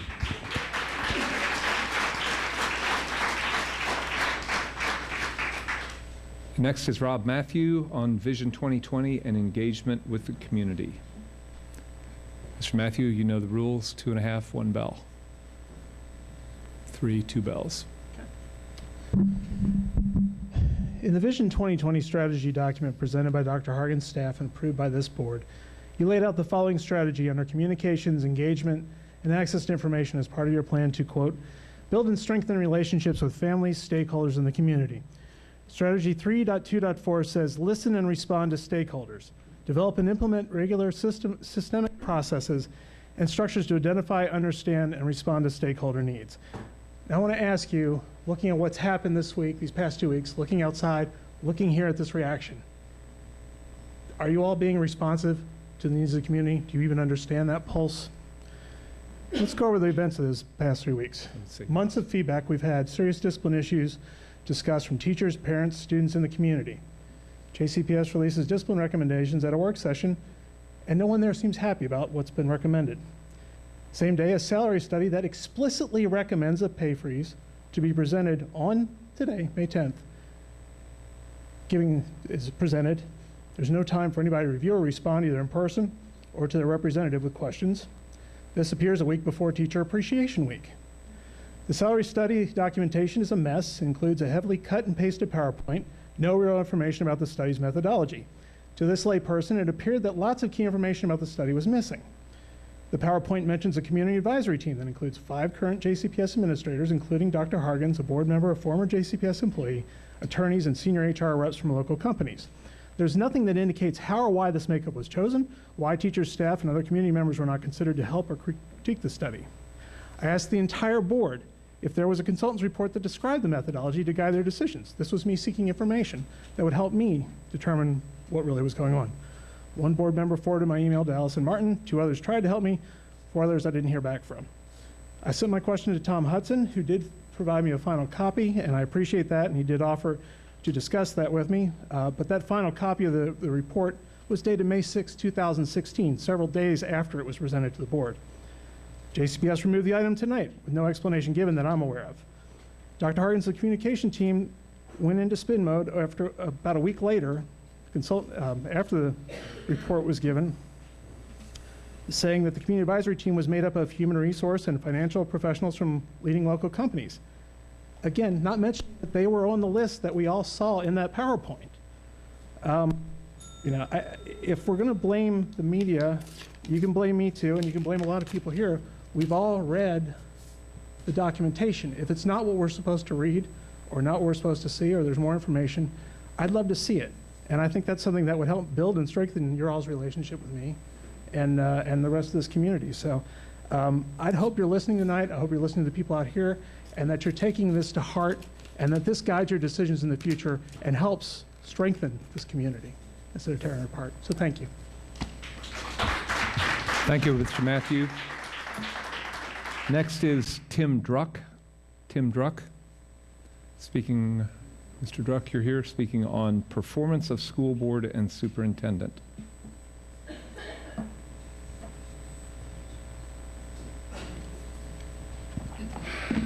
Good evening. I'm sure you guys have heard my name a lot in the last week, and I'll thank you for the 3 minutes that I get to speak to this august and distinguished panel.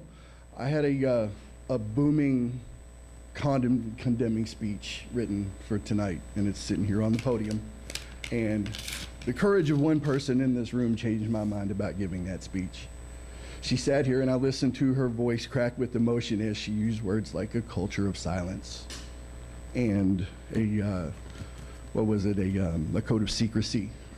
And I realized those were the reasons that I'm standing here today in front of you, because those are things that we don't want. And I want to applaud Madam Horn for her courage in facing every one of you and letting us know that the emperor is wearing no clothes. My name is Tim Druck, and that's not really important because I'm not here to speak my mind today. I'm here to let people like Madam Horn know that she is not alone. I stand here with over 5,400 signatures from our community, and we are not questioning the leadership of Dr. Hargens. We know what we think, okay? We do see that we have a culture of dishonesty and secrecy and silence in this school system. We see that the performance of our schools is sliding quickly into the realm of failure. And we want to be very clear to the school board in the statement that we'll make. We want our teachers to make more money than other communities so that we don't lose them to other communities. We want safer and more effective classrooms so that our students can learn more effectively in those classrooms. I've sat here and watched this board meeting tonight and been amazed. I waited 4 hours for my turn to speak. And I don't want to take up all of your time here. I'm not here to present a list of names of petition signers that would imply that this is over, that we're going to walk away with our message delivered and be happy about what we've said. This is not over by any measure. I'm going to go home tonight and we're going to continue this movement to demand accountability from the school board, from our superintendent, and from our community. We're going to take ownership in our school system because that's what we believe is best for our children. These 5,400 signatures were collected over 5 days over a Derby weekend. I assure you that that was not a small accomplishment, but it was not done with a great amount of effort. If we don't see the results that we're looking for in a change of culture in this community and in this school system, I assure you that we will find out exactly how much we can accomplish between now and November 2nd. Thank you for your time. Thank you, Mr. Druck. Next is Scott Baker. Scott Baker to offer a student perspective on discipline.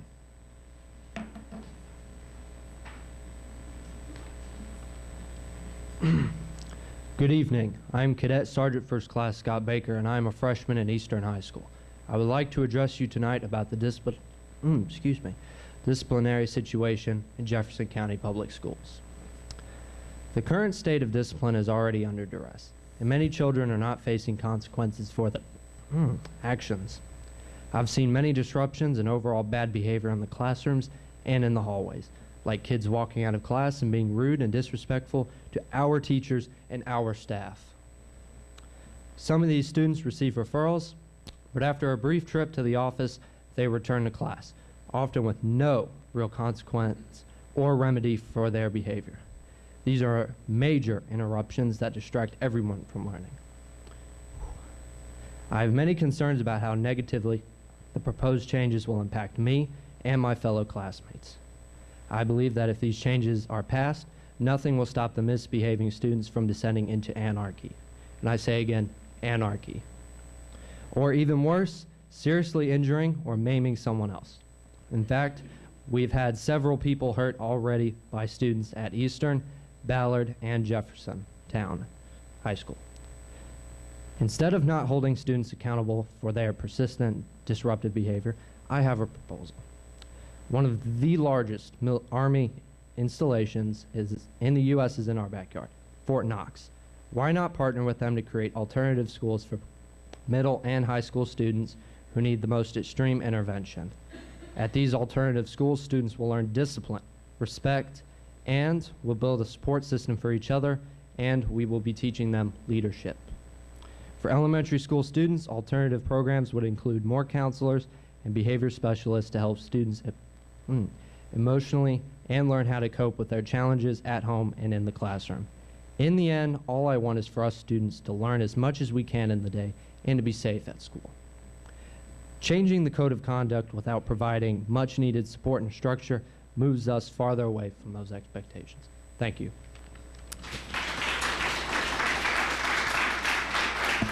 Thank you, Mr. Baker. Our next speaker is Gay Adelman. Gay Adelman with a presentation entitled Our Last Hope. Ms. Adelman, you have 3 minutes, 1 bell after 2.5.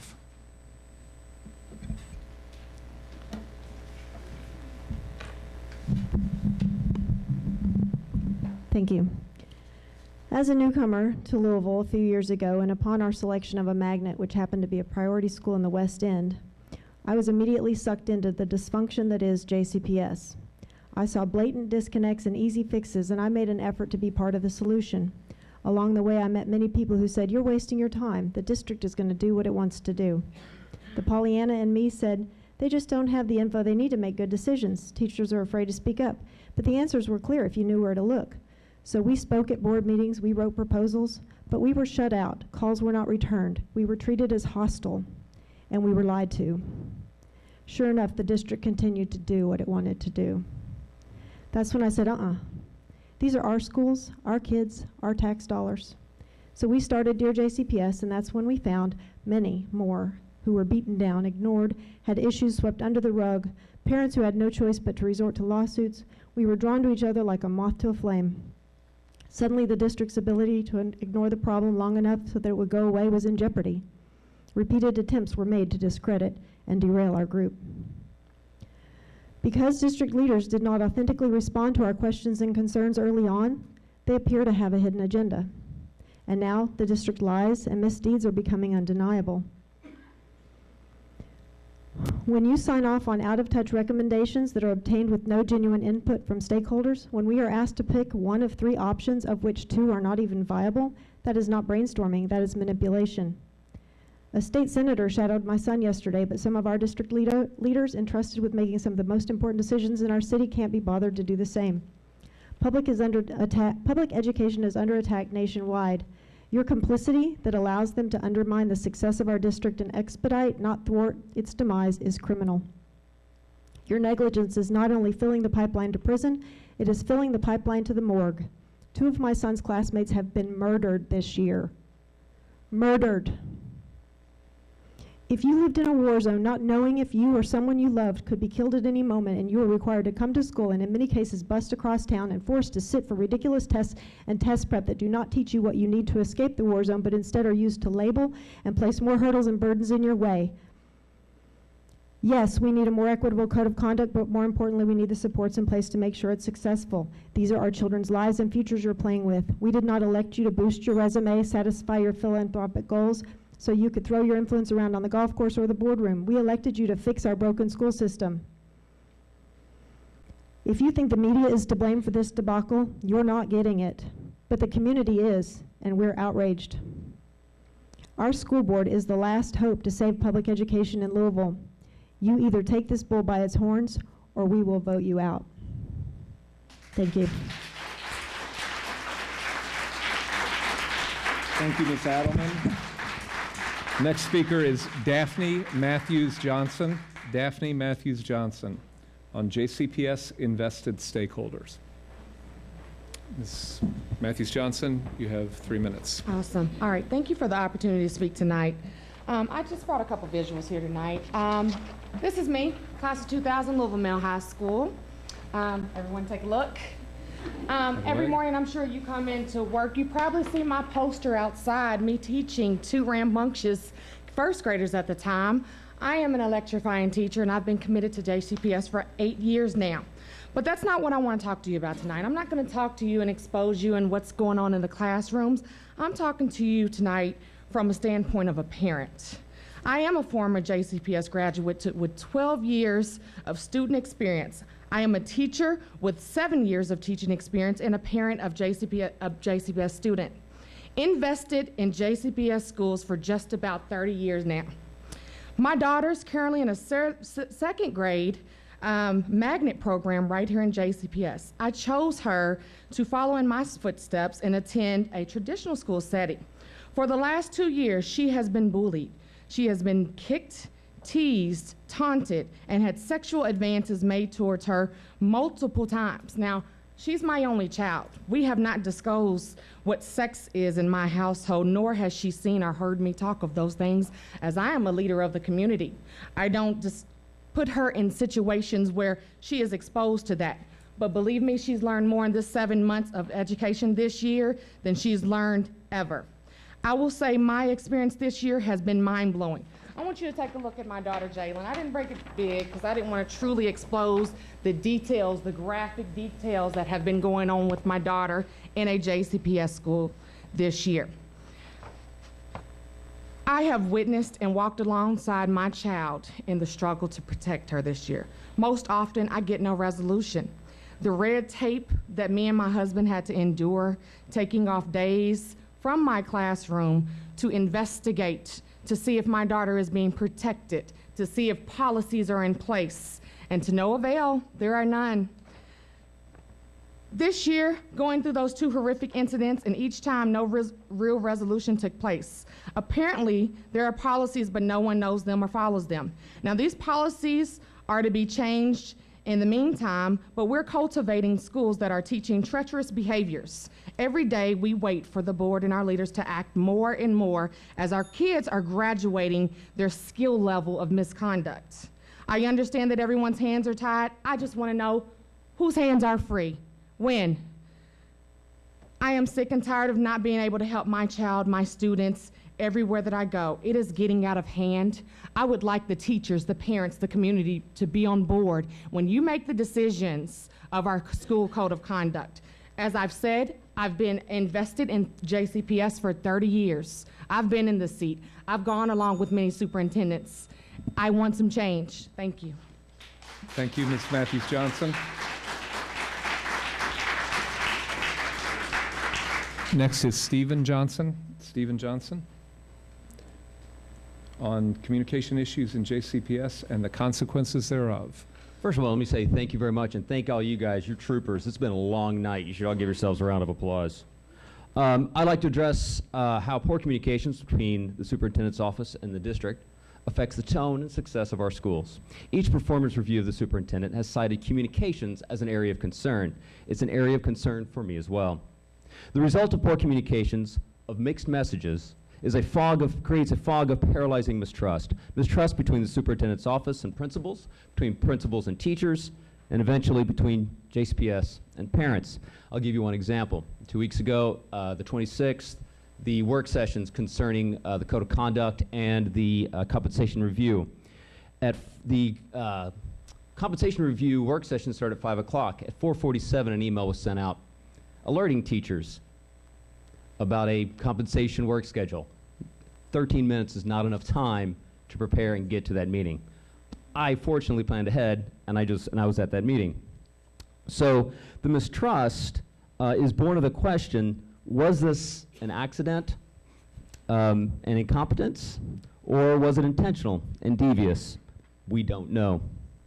Is it a flaw, or is it a feature? Again, we don't know. What is to be gained from if it's intentional, and why is the flaw tolerated? My question to the board is, when will Dr. Hargens be held accountable for this repeated failure? When do you expect this issue to be fixed, and how will you measure it? My recommendation is email the agendas ahead of time so teachers can plan to be there, because many teachers don't get out until 4 or 4:30, and it's hard to get there. Thank you very much. That's all I got to say. No dings for me. Thank you. This concludes our non-agenda item speakers for the evening. The board, sorry, where is my note? Okay, the board will now meet in executive session pursuant to KRS 61.810 to discuss the formative evaluation of the superintendent as permitted by KRS 156.5576C. Is there a motion to hold the executive session? Chris moves, Chuck seconds, all in favor? Passes unanimously. Thank you very much. We are going into executive session in the upstairs conference room? Yeah. Okay, thank you.